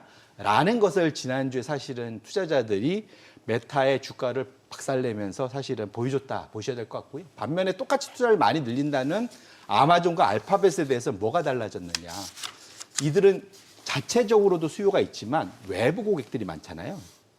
데이터 센터를 쓰는 외부 고객들이 계속 성장을 하고 있습니다. 그러니까 투자하면 돈이 벌리는 거예요, 사실은. 메타는 투자해서 내가 매출을 못 익히면 돈이 안 되고 다 이거 그냥 잉여가 되는데 이쪽은 돈을 벌고 있다는 게 첫 번째고요. 두 번째로 마이크로소프트도 돈 버는데 그 마이크로소프트는 왜 못 갔냐, 주가가. 차이가 뭐냐면 아마존과 알파벳은 드디어 엔비디아에만 의지하던 AI 칩을 스스로 개발해내서 이것을 자체적으로 장착을 하기 시작한 겁니다. 자체 개발 AI 칩이 아마존과 알파벳은 되게 잘 만들었고 그것이 들어간 데이터 센터를 외부 고객들이 찾기 시작했어요. 그래서 안트로픽, 그래서 그 클라우드 하는 엔트로픽도 지금 구글의 고객이 된 거지 않습니까? 뭐 다른 데 마찬가지로. 결론적으로는 아마존과 알파벳은 엔비디아 독점 체제를 깨트리는 선봉장이 된 거예요. 그러니까 이제 GPU 시장이 엔비디아 독점에서 다변화되고 있다는 거죠. 여럿이 있는데. 근데 중요한 건 그래서 왜 HBM이 중요한데 HBM은 3사밖에 없어요. 다른 사람 못 만들어요. GPU는 여러 군데서 만드는데 HBM은 누가 만들든 GPU에 HBM은 끼어들어가야 됩니다. 그러면 이전에는 엔비디아 말만 들었어야 되는데 우리 삼성전자도 엔비디아 들어가나 마나 노심초사 맨날 그랬는데 이제는 꼭 엔비디아 아니라도 들어갈 수 있는 데서 생기게 되는 거죠. 그런 측면에서 놓고 보면 협상력이 상당히 좋아진다. 그렇게 보면 그래서 HBM들이 상대적으로 그 소위 만드는 3사가 주가가 이미 10월 달에도 좋았고 이번 조정이 끝나고 나도 다시 한번 좋을 가능성, 현재의 투자가 지속된다면 그럴 기회가 있기 때문에 그런 측면에서는 저는 이번 실적을 보고 우리 SK하이닉스, 삼성전자가 더 좋아질 수도 있겠구나라는 기대를 해볼 수 있게 됐습니다. 네. 네, 자 지금 시각 8시 56분 향해 갑니다. 오늘 양시장 호가 상황 체크해 보겠습니다. 아무래도 뉴욕 증시 나스닥도 많이 떨어졌기 때문에 오늘 국내 증시 사실 어제 코스피 코스닥 양시장이 좀 엇갈린 흐름이었는데 보시다시피 오늘 코스피는 1.7% 하락 예상됩니다. 지금 4,050, 코스닥 0.6% 내림세 예상되고요. 920선으로 집계가 되고 있습니다. 시가총액 상위 종목 예상가 보겠습니다. 삼성전자 4% 하락 예상됩니다. 지금 10만 500원으로 호가 집계되고 있는 상황이고 SK하이닉스도 4% 하락 예상됩니다. 지금 예상가는 56만 원. LG 에너지솔루션도 2.6% 하락 예상되고요. 지금 호가는 46만 500원. 삼성 바이오로직스 보합 예상되고 있고요. 삼성전자 우선주 5% 하락 예상됩니다. 현대차가 2% 내림세 예상되고요. 지금 호가는 27만 원, 두산 에너빌리티 4.6% 하락 예상되고요. 한화 에어로스페이스 소폭 하락 예상됩니다. HD 현대중공업 지금 보합 예상되고 있고 KB금융 어제장에서도 이제 금융주들 흐름 굉장히 좋았는데 오늘 2% 강세가 예상됩니다. 호가는 12만 4,600원으로 집계되고 있습니다. 글쎄 오늘 장에서 뭐 삼성전자를 비롯해서 SK하이닉스 쪽으로 과연 대기했던 매수라든지 저가 매수세가 어느 정도 유입될 수 있는지 여부가 시장의 방향에 좀 키를 쥐고 있는 게 아닐까라는 생각이 들고요. 코스닥 시가총액 상위 종목 예상가 보겠습니다. 이 가운데 이제 바이오주가 지금 최근에 선방하는 흐름을 보여주고 있는데 알테오젠 오늘 0.3% 상승 예상됩니다. 호가는 55만 1,000원이고 에코프로비엠, 에코프로 모두 하락 출발 예상되고 있고요. 레인보우 로보틱스 3% 하락 예상됩니다. HLB 어제도 많이 올랐는데 오늘 추가적으로 5% 강세가 예상되고요. 호가는 56,500원. 리가캠바이오도 1% 상승 예상되고 있는 상황이고요. 삼천당제약도 1% 오름세가 예상됩니다. 펩트론도 3% 강세 예상되고요. ABL바이오도 상승 출발 예상됩니다. 파마리서치는 3%가량 하락 출발 예상되고 있습니다. 그래서 이제 개장까지 한 2분여가량 남는데 지금 보시다시피 이제 바이오 섹터라든지 이제 반도체 자, 이 두 섹터 행보가 굉장히 궁금해지는 상황이 됐네요. 네, 네. 그런 상황이죠.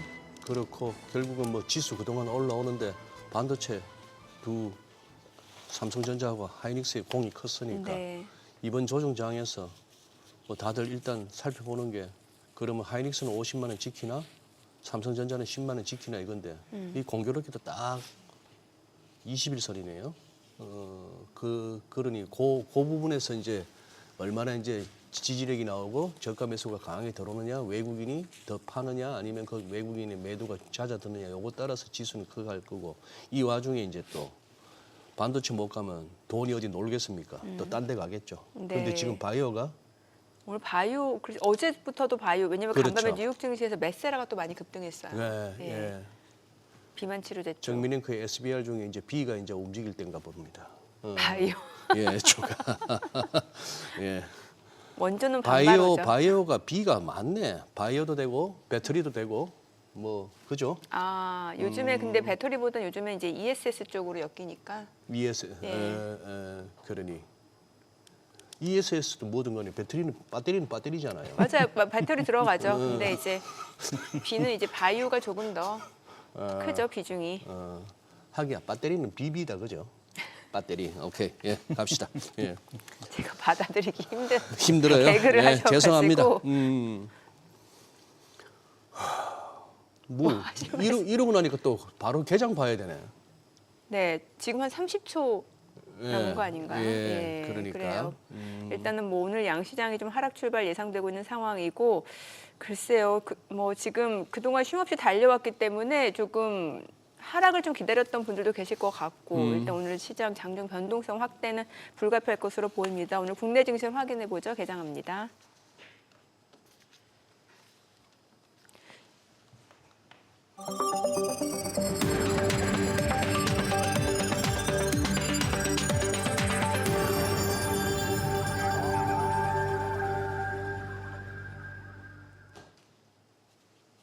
네, 11월 5일 수요일 국내 증시 개장했습니다. 간밤 뉴욕 증시 일단 뭐 팔란티어 테크라든지 엔비디아 주요 기술주들이 많이 떨어졌고요. 양자 컴퓨팅 관련주도 많이 떨어졌습니다. 성장주들 많이 하락하면서 전반적으로 좀 경계성 매물들 출회되는 양상이었고 오늘 국내 증시 사실 어제장에서 이제 코스피 코스닥이 양시장이 엇갈린 흐름을 나타냈습니다. 이제 반도체 섹터가 좀 조정을 받는 상황에서 비만 치료제, 바이오 섹터로 매수세가 유입되는 양상이었는데요. 오늘은 어떤 출발 나타내는지 지수 보겠습니다.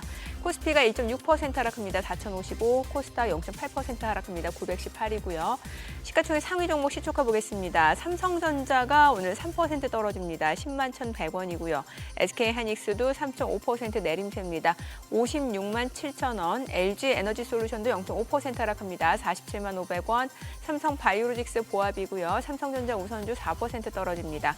현대차가 1.9% 하락합니다. 27만 원이고요. 두산 에너빌리티 3% 하락하네요. 8만 6,400원. 한화 에어로스페이스가 1.7% 떨어집니다. 99만 2천 원이고 HD현대중공업도 2.6% 약세로 55만 원. KB금융은 1.4% 올라갑니다. 12만 3,700원이죠. 코스닥 시가총액 상위 종목 시초가도 보겠습니다. 알테오젠이 1% 떨어집니다. 지금 54만 2천 원이고요. 에코프로비엠은 0.5% 하락하네요. 16만 900원, 에코프로 0.7% 내림세. 레인보로보틱스가 3.9% 하락합니다. 47만 5천 원이고 HLB는 2.9% 올라갑니다. 5만 5,300원.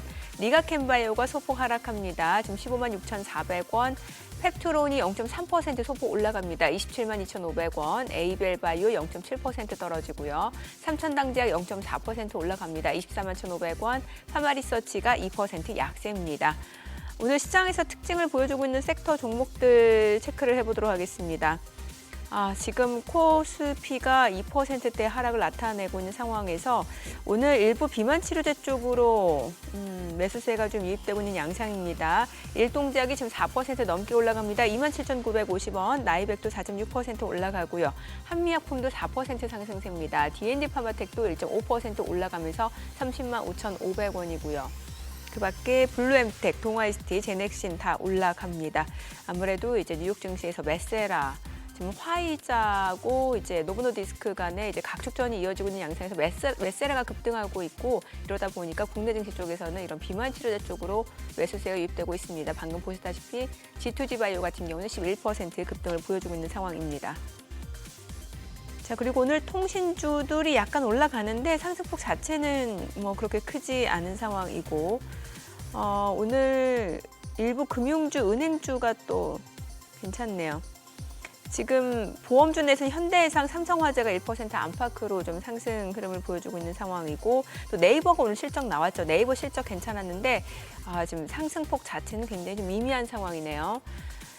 오늘 전반적으로 지금 유가증권 시장에서 상승하는 종목은 150개에 불과하고 하락하는 종목이 지금 699개.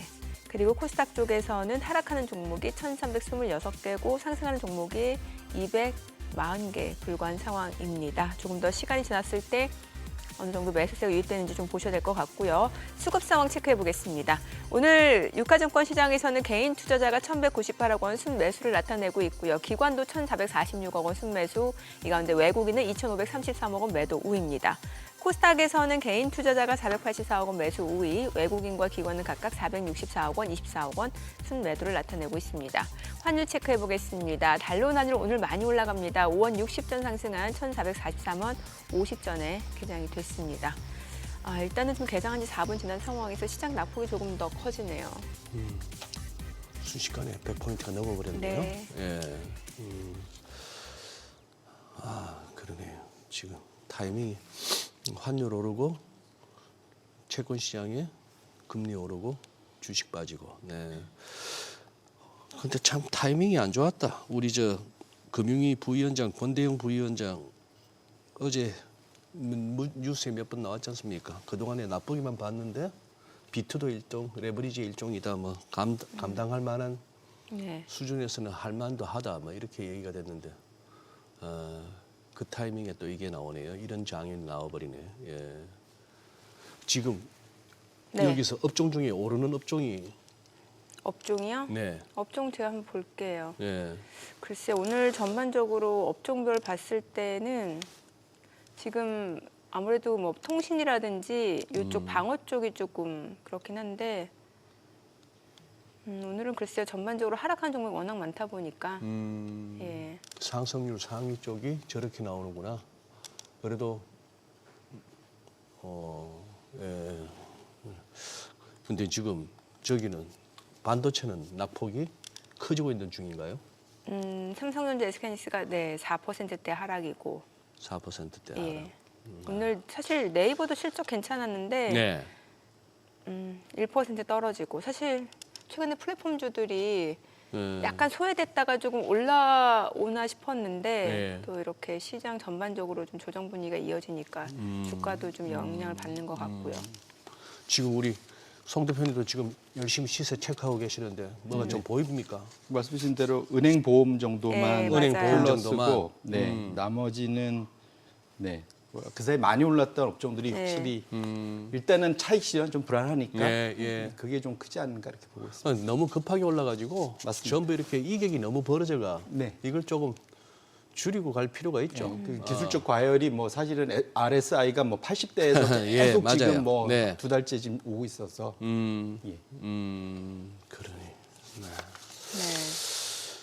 저기 팔란티아 테크 아까 정민앵커도 잠시 그걸 했습니다만 여기도 그러니 실적이 좋게 나온 날 오히려 저렇게 역대급으로 또 이렇게 하루 빠진 낙폭으로는 상당히 큰데 사실 팔란티어는 저기 달나라를 넘어서 별나라가 있는 별나라가 밸류에이션이 있죠. 있어요. 밸류. 예. 왜냐하면 예상 매출의 85배, 그 다음에 예상 이익의 거의 300배 이렇게 거래가 됐던 맞아요. 회사이기 네, 때문에 네. 사실은 그거는 정말로 뭐랄까요, 그러니까 믿음으로. 우리 로봇주 중에 어제 체크해 보니까 6,000배도 있습니다. 거의 이제 거의 매출이 아예 안 나오는 데니까 여기는 매출이 지금 두 예, 배씩 그러니까. 더블로 성장해도 네, 저러니까. 네. 네. 근데 이 보니까 이 알렉스 카프가 지금 팔란티아 테크의 CEO 아닙니까? 네. 이 양반하고 그 우리 참 페이팔 때부터 들었던 피터 틸, 네. 여기가 오픈 AI도 같이 그거 하기도 하고 이 사람 둘이가 또 팔란티아 테크를 갖다가 했고 머스크 무슨 뭐 요 사람들이 이 사람들이 진짜 참 옛날에 거의 빌 게이츠나 저 누굽니까? 스티브 잡스처럼 요즘에 있어서 미국이라는 사회를 갖다가 완전히 주도하는 산업 측면이나 기업 측면에서 심지어는 이번에 정권 를 잡는데 가장 큰 피터 틸을 공신들이죠. 피터 사실은. 틸을 어떻게 보면 제이디 벤스를 갖다가 또 트럼프 대통령한테 추천했던 사람이고 그러니까 예. 마가 진영의 영웅들이죠. 이 마가 진영의 영웅들. 예. 여기서 알렉스 카프 지금은 조금 결은 다르긴 합니다만, 야 이거는 이 사람들에 대한 개인 CEO들이나 이 사람들의 성향이나 그동안 살아왔던 것도 좀 공부를 좀 해봐야 될 것 같네요. 자서전들이 나와 있으니까 한번 읽어보시면. 그걸 언제 다 알겠어요. 그것이 누가 이렇게 다큐멘터리 비슷하게 한번 근데 한 시간 정도로 딱 요약해주는 영상을 만들어주면 좋거든요. 아, 근데 책을 그, 요약해 예. 놓은 분들이 누군가 있습니다. 아, 그냥. 유튜버 있어요. 있어요. 예, 네, 그 네, 예. 가보시면, 네. 의사분이 있더라고요. 네. 그래요. 예, 제가 뭐 홍보를 할 수는 없으니 한번 네. 올려주세요 저한테는. 예, 제가 따로 링크를 그래요. 보내드릴게요. 예. 공부하고 싶어 이 사람들 신기해가지고. 근데 어찌됐건 간에 지금 AI 버블이라고는 하더라도 얼마 전에 메타 그 회사채 발행할 때 보면은 수요가 괜찮았잖아요. 이게 이제 그런 거지 않습니까? 음악이 멈추기 전까지는 사람들이 춤을 추는 거고, 네. 예, 이게 지금 끝날 때까지 끝난 게 아니라서 지금 그래서 이게 이제 이거 비교하고 싶어요. 그러니까 물컵에 물이 반씩이나 있다, 반밖에 없다. 아, 예, 그냥 예. 보기에 따라서 완전히 다른 얘기가 그렇죠. 되잖아요. 똑같은 얘기인데 지금 사실은 AI 투자가 앞으로 뭐 2030년까지 뭐 지속적으로 우상향이다. 매년 30%는 너무 겸손한 거고 막 50% 100% 성장할 거다라는 얘기들이 있지 않습니까? 근데 이제 그러다가 지난주에 나온 제가 이제 그 5번째 차트를 열어봐 주시면 그게 고민들이 뭐가 생겼냐면 확실히 이제 올해 들어와서 경쟁이 정말로 치열해졌다. AI 투자 경쟁이. 그러다 보니까 이제는 그전에는 지난 3년간은 내 여윳돈으로 투자를 했는데 내가 돈 벌어서 그 안에서 투자를 했는데 그걸로 감당이 안 되다 보니까 올해 특히 여름 지나서 네. 지금 8, 9, 10월 이 3개월 동안 그러니까 소위 이제 부채를 땡겨서 투자하는 게 급증을 한 겁니다. 그래서 저 밑에 짙은 그 군청색 저거는 원래 이제 그 투자 등급체들이니까 아마존, 구글, 메타, 마이크로소프트 뭐 오라클도 뭐 투자 등급체니까 이들이 원래 발행하던 겁니다. 그러니까 작년하고 비교해서 사실은 크게 늘지 않았어요. 예. 늘 예년 수준. 오히려 2020년 이전에 비해서 더 낮죠. 저 때는 물론 금리가 낮았을 때긴 한데. 근데 갑자기 8월, 9월, 10월 들어오면서 이 레이스를 건 게 이제 메타 오라클이죠. 기억하시겠지만 오라클 어마어마하게 이제 한 300억 달러 이상 네. 땡겼고 그 다음에 메타도 거의 400억 달러 정도 땡겼는데 그걸 반으로 나눠서 반은 메타 이름으로 직접 하고 네. 나머지 반은 블루 아울, 내가 전에 한번 말씀드렸는데 소위 그 3호 신용 대표 기업입니다, 미국에. 거기하고 SPC 만들어갖고 소위 하이페리온이라는 펀드를 만들어서 저기를 통해서 또 반을 했어요. 저렇게 하면 뭐가 좋냐? 메타의 그 소위 대차대표의 부채로 안 잡힙니다. 부의 거래로 잡혀서 네. 소위 이제 부채 비율이 높아지지가 않아요. 이제 좋게 표현하면 이제 이게 소위 파이낸셜 테크닉이고 네. 나쁘게 표현하면은 이게 야로란 표현을 써도 될지 모르지만 뭔가 이게 꼼수가 있는 거죠, 한마디로. 네. 꼼수. 사실은 이제 그것이 이번 실적 발표 때도 마이너스로 분명 자극을 한 겁니다. 마지막에 은행 대출 같은 게 이제 또 오라클이 있고요. 결론적으로는 이전에는 우리가 이번 AI가 버블이 아니다라고 했던 주장의 근거가 뭐냐면 다 여윳돈 안에서 하는 거야. 이 닷컴 버블 때는 다 돈 빌려서 해갖고 박살났잖아. 예. 하지만 우리 여윳돈에서 했냐. 근데 이젠 그 말이 더 이상 안 통하게 되는 게 예. 이제 빚내서 이제 드디어 예. AI 투자를 하게 된 예. 겁니다. 좋게 말하면 우리 이제 SK 하이닉스나 뭐 엔비디아 입장에서는 이제 빚내서라도 우리 거 사가려고 하네. 좋게 볼 수도 있는데 역으로 말하면 이제 앞으로 소위 경기나 금리 상황이나 시장 유동성이나 이런데 훨씬 더 민감해지게 된 거죠. 이제 AI 투자 자체가. 그래서 최근 그러한 시장 유동성 흐름에 대해서 드디어 AI 종목들이 반응하게 된 것도 사실은 저런 부채 급증의 원인이 있다 보셔야 될 것 같고요. 이번 시장이 그래서 제가 결론적으로는 비트코인 보셔야 된다, 뭐 유동성 네. 봐야 된다 말씀드리는 이유가 이 유동성이 단기적으로 다행히 그냥 재무부가 돈 쟁겨서 이거 풀고 나면 해결되면은 저건 다시 이제 물이 반씩이나 차였네라고 이제 긍정을 볼 수 있는데 이게 이제 반밖에 안 차였네로 바뀌는 사람들이 갑자기 이제 막 이렇게 되는 거는 혹시라도 우리가 전에 얘기했던 바퀴벌레, 밖에 흰개미 뭐 이런 네. 게 나타나면 좀 얘기가 달라지죠. 그래서 예. 당분간은 11월 한 달, 12월에 레포 드디어 이제 QT 종료되는 그 한 11, 12월 동안 미국의 레포 시장도 같이 좀 보시면서 그 소위 급격하게 부채를 늘린 부분에 대해서 시장의 평가가 어느 쪽으로 갈지 이거 완전히 극과극으로 갈 수가 있어서 그걸 당분간 좀 보실 필요가 있겠다 이렇게 말씀드립니다. 지금 이제 당장 보면 이제 고민스러운 시장이 되어버렸는데요. 이렇게 수급 그동안에 순매도 추이를 볼 것 같으면은 28일 지난주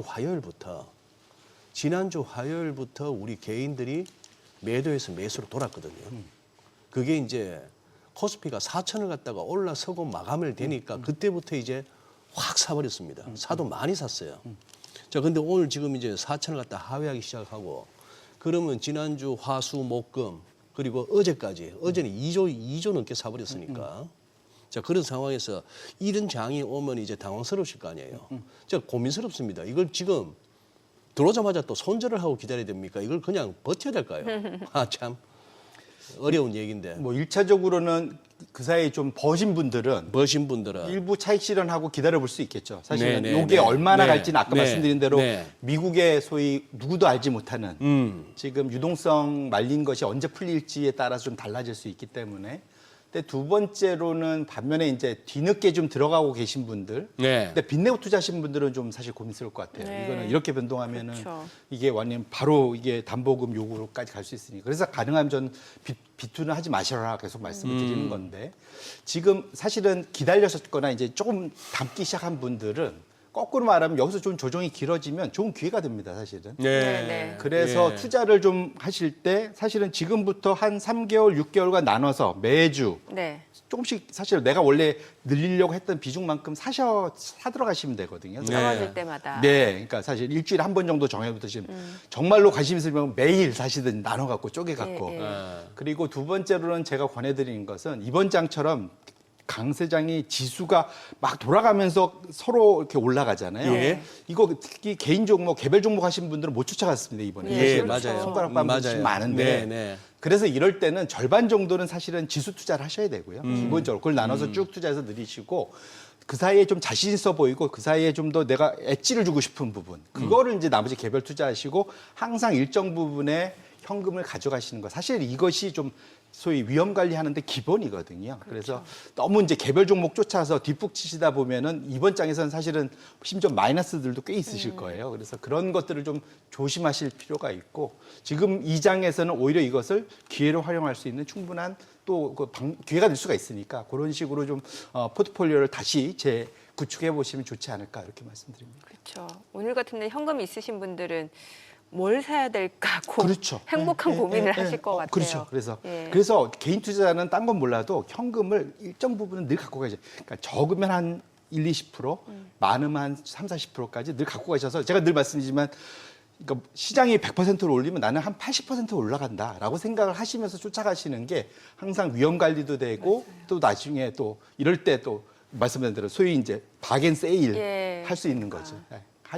할인 점포 정리 뭐 이런 거잖아요. 시장이 떨어지니까 참 그러네요. 네. 그러니 아까 뭐 다 고모니 마켓에서 소개했던 뭐 데이빗 솔로몬 같은 골드만삭스 CEO나 모건 스탠리나 할 것 없이 10 내지 15% 조정 그거야말로 시장에서 늘 있는 거죠. 늘 있는 건데 맞습니다. 네. 결국 그 사람들도 그것이 임박했다. 뭐 누구나 상식적으로 볼 것 같으면 이렇게 달려온 시장이 계속 간다는 것보다는 조정이 있을 수밖에 없다 하는 거고 그 양반들도 결론은 보면 또 그것은 또 장기적으로 봤을 때 그거다 하는 건데 어쨌거나 어제 잠시 이슈가 됐지만 이 B2는 한 번씩 이럴 때 털털 털어 먹으니까 진짜 이거는 용감한 자들이 해야 돼요. 용감한 자들이나 무모한 자들. 일단 짧게 하셔야 되고 하더라도 짧게 해요. 최대 일주일 넘지 마라. 그다음에 제가 그때도 말씀했지만 이런 장에서는 배 아픈 거 관리 잘해야 한다고 계속 제가 배 아픈 말씀드리죠. 거 관리. 네. 이게 배 아픈 거 관리 못하면 뒤늦게 비투하게 되거든요. 뒤늦게 네. 추매하고. 네, 그게 맞아요. 이제 조심해야 될 거다. 이번에 또 원래 이게 비싸게 교훈을 얻어야 오래 또 이걸 유지할 수가 있습니다. 네네. 알겠습니다. 그래요. 오늘 네. 내용 잘 들었습니다. 고맙습니다. 고맙습니다. 네, 고맙습니다.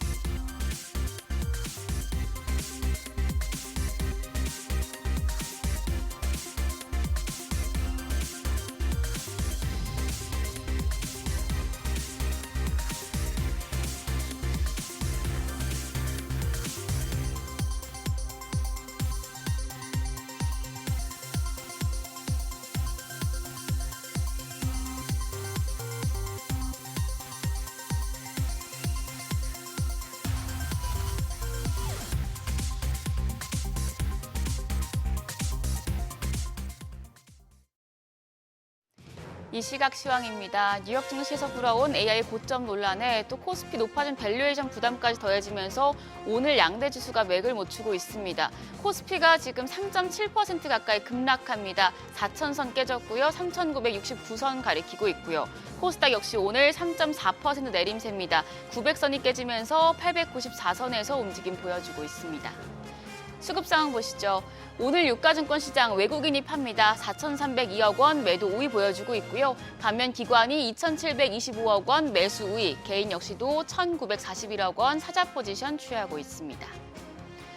코스닥 시장입니다. 이쪽에서는 메이저 수급 주체 양 매도가 나옵니다. 외국인이 1,615억 원 순매도하고 있고 기관 금액은 소폭이지만 90억 원의 매도 우위 기록하고 있습니다. 개인만 홀로 1,729억 원 순매수 나타내고 있습니다. 등락률 상하위 업종입니다. 오늘은 생명과학 도구와 서비스 쪽, 항공사와 은행 업종이 상승률 상위권에 위치해 있습니다. 반면 반도체와 반도체 장비 쪽, 전기 장비 업종과 에너지 장비 및 서비스 업종은 하락폭이 큰 것으로 집계됩니다. 그럼 시장을 주도하는 테마 종목별 시세 체크하시죠. 비만 치료제 관련주가 상승합니다. 비만 치료제 개발 회사인 메세라를 두고 노보노디스크와 화이자 등 업계 인수 경쟁이 뜨거워지고 있는데요. 간밤 뉴욕 증시에서 메세라 주가가 급등한 영향받고 있고요. 현지 시간 7일까지 계속되는 세계 비만 악화에 대한 모멘텀도 존재하는 상황입니다. 비만 치료제 관련주 중에서는 G2G 바이오가 8.1%, 8.2% 오름세입니다. 거래가 66,800원이고요. 한미약품이 3% 가까이 상승하며 46만 5천 원에 거래되고 있습니다. HLB제약이 8.3% 강세로 18,590원, 일동제약이 8.6% 오름세로 2만 9천 원대 거래되고 있고요. 나이백까지도 1.67% 강세 보여줍니다. 의료 AI 관련주 역시 오름세입니다.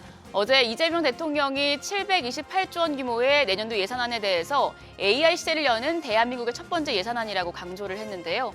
국가 차원에서 AI와 첨단 산업 투자 비중을 확대하며 피지컬 AI 등 차세대 산업 인프라 육성에 드라이브를 거는 모습이었습니다. 이에 의료 AI 쪽이 반응하는 모습입니다. 신테카 바이오가 현재 24% 가까이 급등하면서 거래가 5,250원이고요. 온코크로스도 16% 넘게 올라갑니다. 9,670원. 셀바스 헬스케어가 10.2% 강세로 3,890원. 파로스 아이바이오가 5%대, 딥노이드가 0.7% 오름세 기록하고 있습니다. 남북 경협주도 상승합니다. 국가정보원이 김정은 북한 국무위원장이 미국과 대화할 의지를 갖고 있다고 분석하자 관련주가 영향을 받고 있습니다.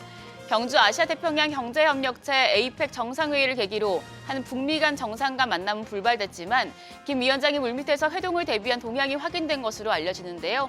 이에 남북 경협주 내에서는 코데즈 컴바인 16.1% 오르면서 거래가 2,915원이고요. 좋은 사람들이 8.5% 강세로 1,681원, 양지사도 9.6% 강세입니다. 현재 거래가 9,130원으로 집계됩니다. 그 밖에 JS나가 4.8%, 아난티가 3.8% 넘는 상승세 보여주고 있습니다. 마지막으로 유심 관련주, 장 초반에 상승하다가 지금 대부분의 종목들이 하락 전환이 됐습니다. 유심 관련주 같은 경우에 KT가 무단 소액 결제 사태에 따른 고객 보상 차원에서 전 가입자를 대상으로 무상 유심 교체를 시행하기로 했다는데 반응하는 모습이었는데요. 현재 관련주 내에서는 이루온만 4.1% 오름세로 2,125원에 거래되고 있고요. 나머지 종목들은 하락 전환이 됐습니다. 엑스큐어가 4.3% 약세, 성우전자가 2.8%, 옴니시스템이 2.7%, 유비벨록스까지도 2.3% 약세 보여주고 있습니다.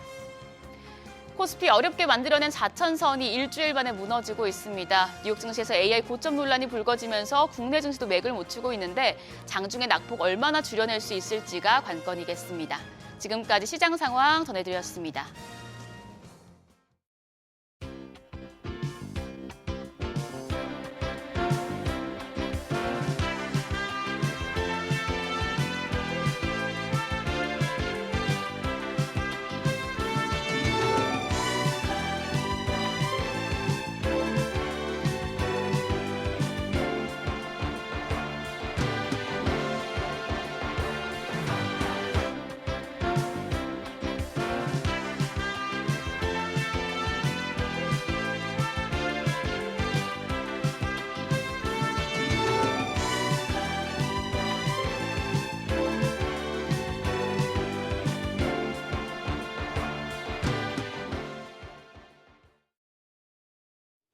국내 증시 개장 상황 특징 업종 알아보겠습니다. 네, 전 AJ 인베스트먼트 이재규 주식전략본부장 나와 계십니다. 어서 어서 오세요. 오세요. 안녕하세요. 이 본부장님 왜 또 전으로 소개를 해드려야 되죠? 지금 제가 신상에 변화가 있으신가요? 이직을 좀 할 것 같아가지고 그래요? 네, 그렇습니다. 축하드려요. 근데 좋은 건지는 잘 모르겠는데 12월 달에는 다른 회사 이름으로 나올 것 같습니다. 증권사로 가시나요? 예, 그럴 것 같습니다. 알겠습니다. 그때 또 소개해 주시죠. 네. 지금 이거 어지간한 분들은 지금 이제 계좌가 갑자기 파래졌을 것 같은데 지금 어떻게 보세요? 일단 예. 어제부터 우리 시장이 계속 어제부터. 밀리기 시작을 했고 오늘도 많이 밀리고 있는데 사실 뭐 그 강도 자체는 굉장히 무섭게 하락을 하고 있지만 우리가 지난 2주 동안의 우리나라 시장에 대한 수급을 보면 기관과 외국인들의 쌍끌이 매도가 코스피에서 나왔거든요. 그렇기 때문에 어떻게 보면 외국인들 같은 경우는 매도 포지션을 계속해서 구축해 나가고 있었다라고 저는 생각을 하고 있습니다. 예. 근데 반대로 그 2주 동안 기관과 외국인 투자자 같은 경우는 코스닥에서는 매수를 했거든요. 예. 그러니까 우리나라 시장이 코스피를 위주로 굉장히 강하게 올랐었던 상황이기 때문에 어떻게 보면 코스닥 같은 경우는 상대적으로 굉장히 약세를 보였었고 오늘 같은 경우 이제 코스닥 같은 경우도 낙폭이 크게 나오고 있지만 전반적인 시장에서 코스피 쪽의 쏠림 현상이 굉장히 심한 게 아니었을까라고 생각을 하고 있습니다. 게다가 지금 환율도 굉장히 가파르게 올라오고 있고 그동안 뭐 거침없이 올라왔었던 반도체 쪽이 조정을 받다 보니까 그 낙폭 자체가 굉장히 커지고 있다라고 생각이 되는데 어제 제가 시장을 보면서 어떤 생각을 했냐면 우리가 과거에도 종합주가 지수가 굉장히 탄력적으로 움직였을 때 이게 기술적으로 좀 말씀을 드려보자면 코스피 기준으로 봤을 때 50일 이동평균선과 이격도가 15% 정도 벌어졌을 때 조정이 나왔다라는 과거의 그런 이력이 좀 있더라고요. 네. 근데 지금 우리나라 시장이 50일 이동평균선과 이격도가 17%에서 20% 정도까지 벌어져 있었던 상황입니다. 그렇기 때문에 어떻게 보면 조정은 좀 나올 수가 있는 구간이었다라는 말씀을 드리고 싶고 이제 이런 시장에서는 그동안 수익이 많이 났었던 분들, 그동안 수익을 잘 챙겨오셨던 분들은 크게 문제가 되지 않을 수도 있고 어떻게 보면 주식 포지션 자체를 많이 줄일 수가 있는데 이제 최근에 매수하신 분들이 가장 힘들 것 같아요. 그래요, 맞아요. 근데 또 반대로 네. 생각을 네. 해보면 지금 우리나라 시장을 이끌어왔었던 반도체 쪽에 대한 큰 슈퍼사이클에 대한 그런 펀더멘탈이나 그런 앞으로의 업황이 훼손된 것은 아니거든요. 네. 그렇기 때문에 너무 부정적으로는 보지 마시되 만약에 신용 매수라든지 좀 무리한 매매를 하고 있다라고 한다면 저는 뭐 우리가 이런 내러티브적인 측면 2027년도까지 반도체 업황이 좋을 것이다라는 부분을 알고는 있지만 조심은 좀 할 필요가 있다라고 생각을 합니다.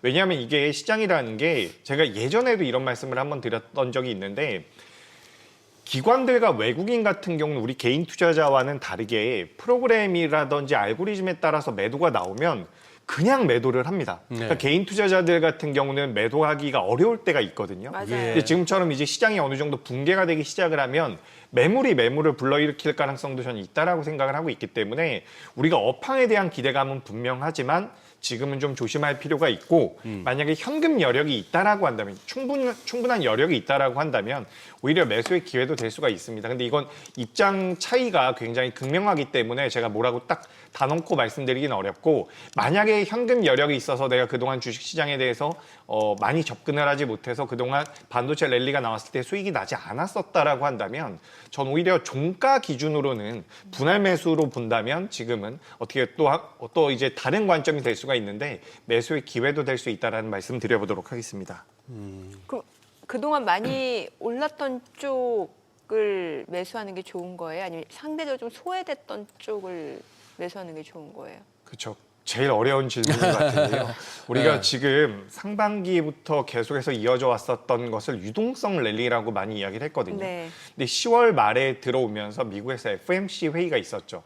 여기서 미국에서 이제 QT를 종료한다. 그러니까 타이트닝 긴축을 축소하겠다, 긴축을 종료하겠다라고 이야기를 했거든요. 그것은 유동성을 더 공급해주겠다라는 내용이기 때문에 시장에는 긍정적인데 네. 지금 3분기에서 4분기로 넘어가는 과정에서 가장 화제가 될 수 있는, 화두가 될 수 있는 부분이 뭐냐면 기업들이 과연 이 AI를 통해서 돈을 벌 수 있느냐라는 부분이거든요. 근데 최근 이제 미국의 기업들 같은 경우도 캐펙스라고 해서 우리가 자본적 지출이라고 이야기를 많이 하는데 이 자본적 지출에 대해서 부담을 느낄 수 있다라는 분석들이 조금씩 나오면서 반도체 업황에 대해서도 조금씩은 이제 의구심이 들기 시작을 했거든요. 근데 이게 업황 자체가 안 좋아질 것이다라고 제가 말씀드리는 게 아니라 네. 우리가 이미 알고 있는 부분이라는 것을 저는 경계해야 되지 않을까라고 생각이 돼서 그동안 강세를 보였었던 반도체 같은 경우는 업황적인 부분에 대해서 굉장히 매력적이지만 우리가 지난 몇 달 동안 우리나라 코스피가 지금 저점 대비해서 우리 6월 달에도 우리나라 코스피가 3,000포인트가 안 됐거든요. 네. 굉장히 많이 올라왔다라는 것을 고려해 본다면 추가적인 조정의 가능성도 전 있다라고 생각을 하고 있습니다. 다만 삼성전자와 SK하이닉스가 굉장히 탄력적으로 올라왔음에도 불구하고 상대적으로 못 올라왔었던 실질적으로 3분기와 4분기 그리고 2026년도에 실적이 개선될 수 있는 중소형주, 그러니까 소부장이라고 우리가 이야기를 많이 하죠. 이쪽 같은 경우는 오히려 종목별 흐름은 나올 가능성이 있다라고 보여지기 때문에 반도체는 일단 눌림이 나왔을 때는 저는 매수의 기회가 될 수 있다. 네. 하지만 그동안 뭐 반도체를 통해 가지고 수익을 많이 창출하셨다라고 한다면 저는 오히려 하반기에는 다른 업종을 좀 보시는 게 좀 더 매력적일 수 있다라고 생각이 됩니다. 그래서 저는 어제도 좀 반등이 좀 나왔는데 제약 바이오 쪽을 한번 봐보시는 것도 어떨까? 저는 네. 이렇게 좀 생각하고 있습니다. 왜 제약 바이오도 조금 구체적으로 디테일하게 들어가면 약간 다른 게 최근에 비만 치료제 쪽이 굉장히 이슈가 그러니까 뭔가 호재가 많잖아요. 메세라를 비롯해서 네. 그쪽을 봐야 되는 거예요? 아니면은 어느 쪽을 봐야 되는 거예요?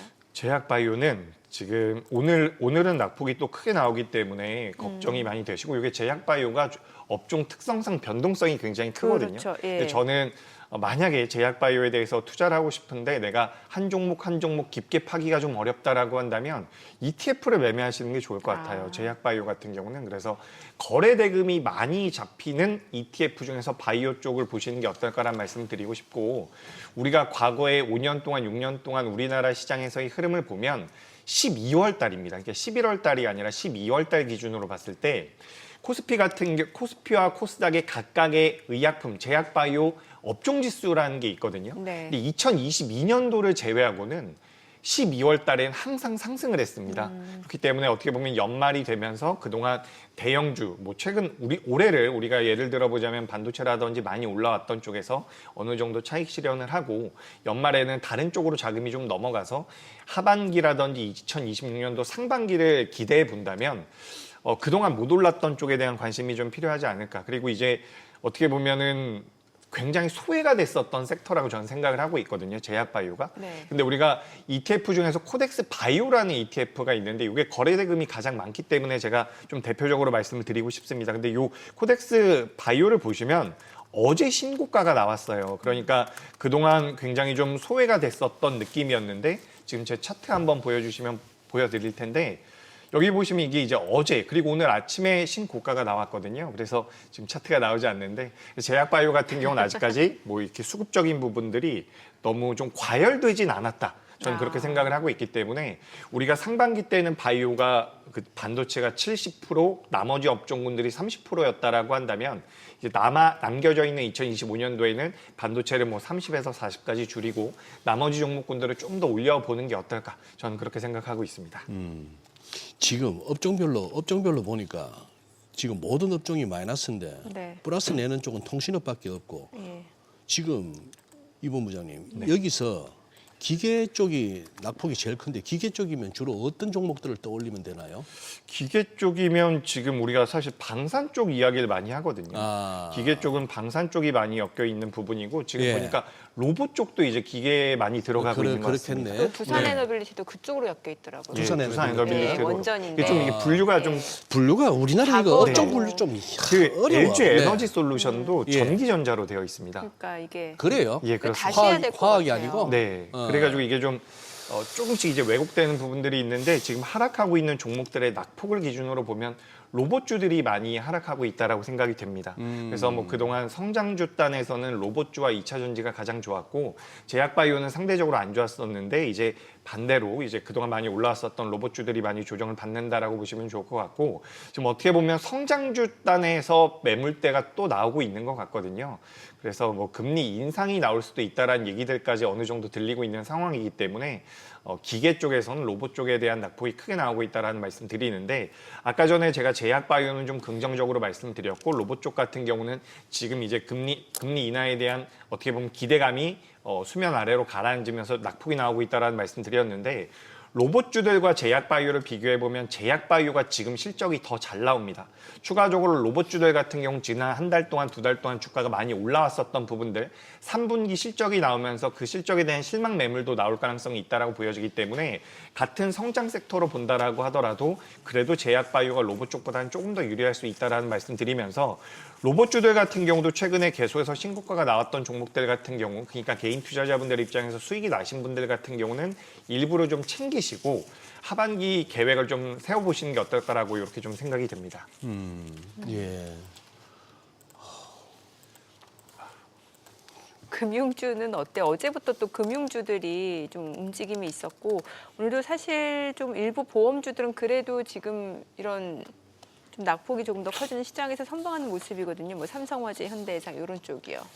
그렇죠. 지금 예. 우리 시장을 보면 아까 전에 말씀 잠깐 해주셨는데 네. 지금 뭐 통신주라든지 예. 그리고 은행주들 우리가 전통적인 방어주의 성격을 띠고 있는 종목들이거든요. 그래서 아니면 배당 쪽이나. 그렇죠. 배당이나 네. 이제 안전적인 투자처라고 우리가 이야기하고 있는 부분인데 지금 오늘 새벽에 굉장히 특징적이었던 부분이 그 미국이라고 할 수는 없고요. 전 세계적으로 이 비트코인 가격이 급락이 나왔습니다. 예. 비트코인 같은 경우는 대표적으로 우리가 위험 자산으로 분류할 수도 있는데 뭐 이더리움이라는 그 가상화폐가 해킹을 당했다라는 내용들이 있으면서 낙폭이 나왔다라고도 분석할 수 있겠지만 위험 자산 쪽에 대한 어떻게 보면 그동안 좀 과열이 됐다라는 부분이라든지 우리나라를 기준으로 본다면 주가가 어느 정도 올라왔다라는 부분들이 반영이 되면서 어떻게 보면 하반기에는 안정성과 배당에 대한 기대감을 가지고 있는 종목군들로 좀 자금이 넘어오는 게 아닌가라고 생각이 됩니다. 지금 우리나라 4대 금융 지주가 올해 3분기 기준으로 순이익이 전부 다 1조가 넘어갔거든요. 굉장히 결과적으로는 돈을 잘 벌고 있다. 이렇게 좀 보시면 좋을 것 같고 지금 배당에 대해서도 비과세 배당에 대한 이야기가 나오고 있습니다. 우리가 감액 배당이라고 이야기를 많이 하고 있는데 우리가 배당이라는 것은 대체적으로 기업들이 이익이 나오고 있는 이익 잉여금에서 배당금을 주거든요. 근데 자본 잉여금이라고 해서 우리가 자본 잉여금에서 배당을 주게 되면 우리가 그걸 감액 배당이라고 하는데 비과세 혜택이 있다라고 해요. 그렇기 때문에 그 비과세 혜택에 대한 메리트와 그리고 자사주 소각에 대한 메리트, 그러니까 우리나라에서 뭐 상법 개정 계속해서 하겠다라는 이야기들이 나오죠. 그리고 이제 연말이 다가오다 보니까 이렇게 좀 안정성을 가지고 있는 종목군들로 자금이 넘어가는 게 아닌가라고 생각이 됩니다. 그래서 금융주들 같은 경우는 사실 금리 인하가 될 때 그에 따라서 어떻게 보면 피해를 받을 수 있다라는 분석도 있었던 부분인데 지금 금리 인하에 대해서 어떻게 보면 약간의 제동을 걸 수 있는 내용들이 시장에서 좀 부각이 되고 있기 때문에 어떻게 보면 금리 인하에 대한 모멘텀을 반대로 받았었던 그러니까 금리 인하가 되면 증권주들 같은 경우 주가 흐름이 굉장히 좋았거든요. 반대로 이제 반대급부로 좀 받고 있었던 은행주들 같은 경우도 뭐 금리 인하가 지속이 된다라고 하더라도 지금 어쨌든 수익성적인 면에서 굉장히 좋은 결과물들을 만들어내고 있기 때문에 지금 하반기에 대한 기대감은 은행 쪽에도 분명히 있다라는 말씀 드리겠습니다. 야, 이게 이제 소위 말하는 마켓 리스크인데 시장이 그냥 흔들려 버리면은 실적이나 무슨 어떤 좋은 재료가 힘을 못 쓰는 게 그렇죠. 아까 한 9시 한 15분쯤인가 SK 바이오팜 그게 나왔더라고요. 실적이 나왔는데 3분기 보자 어디 갔나. 예. 3분기 영업이익 701억, 262.4% 급증. 전망도 큰 폭으로 상회. 그러고 나서 팔짝 뛰었어요. 팔자. 주가가 뛰었는데 이게 지금 보합 내지는 자꾸 음전이 나올 듯이 그렇게 나오니까 시장이 한꺼번에 이렇게 되면은 그래서 좀 걱정인 게 조금 잠잠했던 요 IPO가 11월 달에 보니까 빡빡하게 몰려 있더라고요. 네. 거의 뭐 칼렌더를 거의 매일 다 채우다시피 해서 엄청나게 대기하고 있는데 이거 지금 상장하겠다고 꿈에 부풀어 있는 기업들이나 우리 이 수급 측면에서 조금 힘들어졌어요, 이거. 좀 걱정스러운 11월이 됐었네. 네. 이게 며칠 전만 해도 IPO 한다라고 하면 글쎄, 예. 그래도 우리가 좀 긍정적으로 볼 수 있다. 그러니까 시장에 대해서 우리가 IPO 같은 경우도 어떻게 보면 시장의 분위기를 많이 반영을 해주거든요. 그래서 증시 자체가 화랑이라고 한다면 IPO가 성공하는 경우가 굉장히 많고 우리가 지금 그 2024년도 7월 달부터 금융당국에서 이 IPO와 관련돼서 새로운 제도를 시행을 하고 있습니다. 그게 뭐냐면 의무 보유 확약 우선 배정 제도라고 해서 이제 상장이 되고 나서 바로 물량이 나오지 않게끔 의무 보유를 해준다라고 이제 기관 측에서 이야기를 하면 거기에 대해서 이제 배정 물량을 늘려주겠다는 부분이거든요. 그래서 우리가 이렇게 제도가 좀 변경이 되다 보니까 올해 10월 달 같은 경우는 IPO가 별로 없었습니다. 그러니까 10월 달에 없었던 IPO가 지금 11월 달에 많이 몰려 있다라고 저는 보여지거든요. 그렇기 때문에 최근에 뭐 노타라든지 관련돼서 어제였나요? 노타가 상장이 되면서 굉장히 탄력적인 모습이 나오면서 시장에서의 관심을 받고 있는데 신규 상장주가 이제 시장에서 거래가 되면서 많이 올라갈 때는 사실 증시가 그렇게 안 좋을 때 주가 흐름이 잘 나오거든요.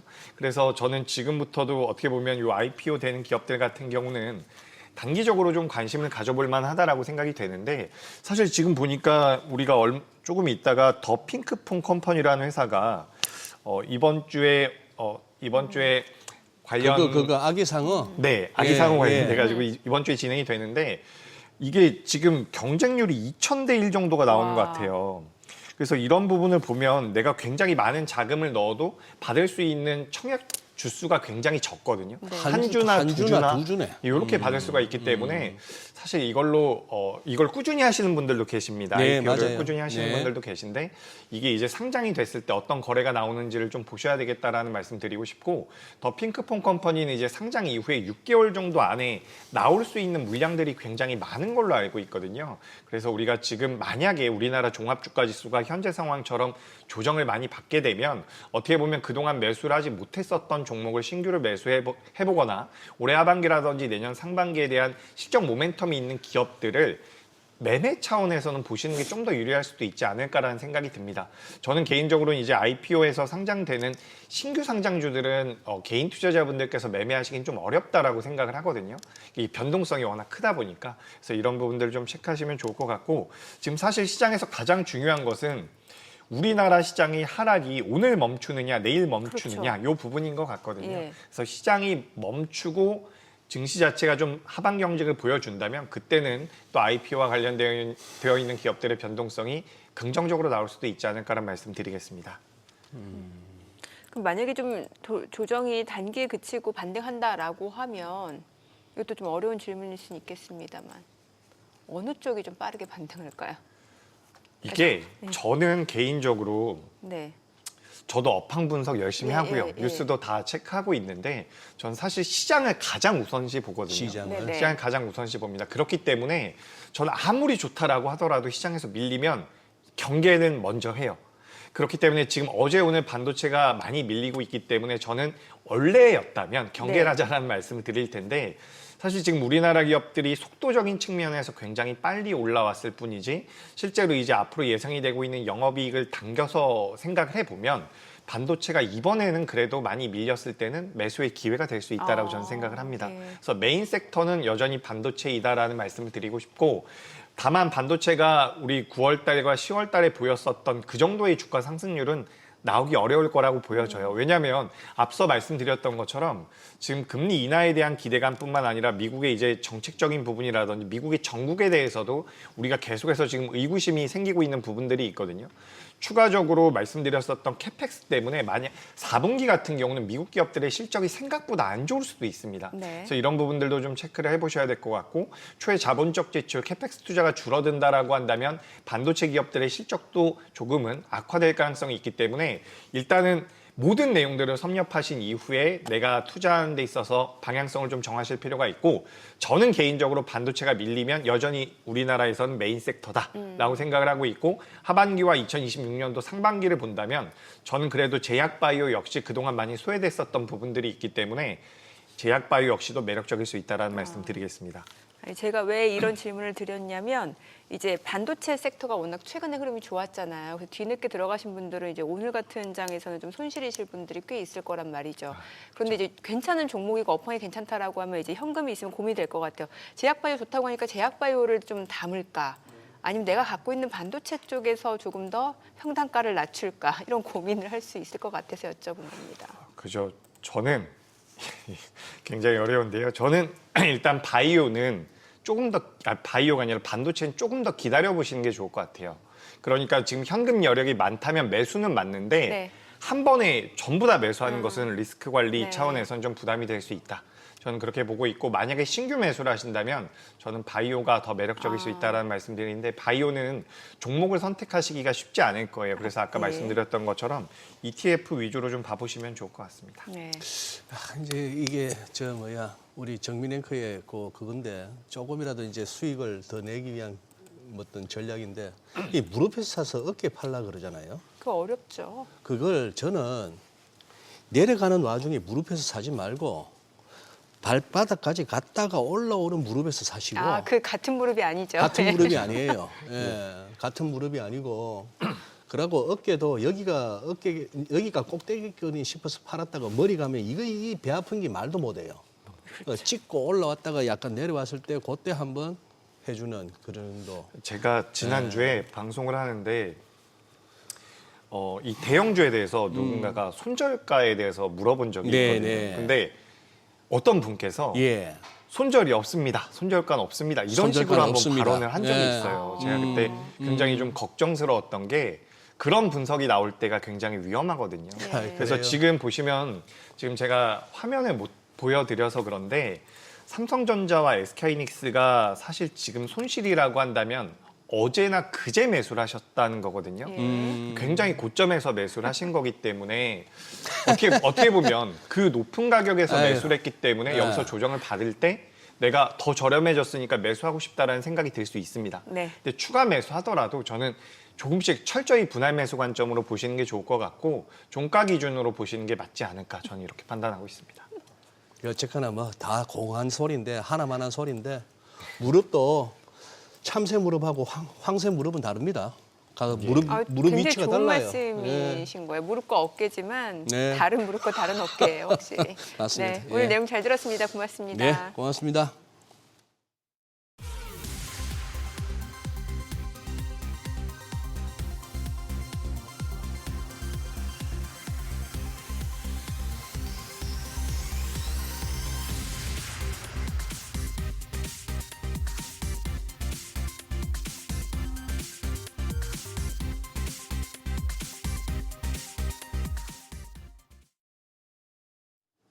네, 시장 예측도 쉽지 않고 뭐 오후 들어서는 또 어떤 흐름이 전개될지도 글쎄요. 지금 불확실성의 연속이 아닐까 싶네요. 지금 네, 시장이. 그렇습니다. 예, 아시아장이 뭐 일본은 안 좋은데 네. 중국까지 이렇게 하려나 좀 걱정이 되네요. 지금 네. CNBC에서도 코스피 아시아장 급락을 갖다가 헤드라인 뉴스로 삼고 있습니다. 네. 저희 방송 중에 전해드린 내용과 관련해서 모든 투자 판단의 책임은 투자자분들께 있다는 점 알려드립니다. 네, 세상의 모든 돈 되는 정보 머니쇼 오늘은 여기서 인사드리겠습니다. 여러분의 모든 경제 SBS 비지가 함께하겠습니다. 저희는 내일 오전 8시에 찾아뵙겠습니다. 고맙습니다.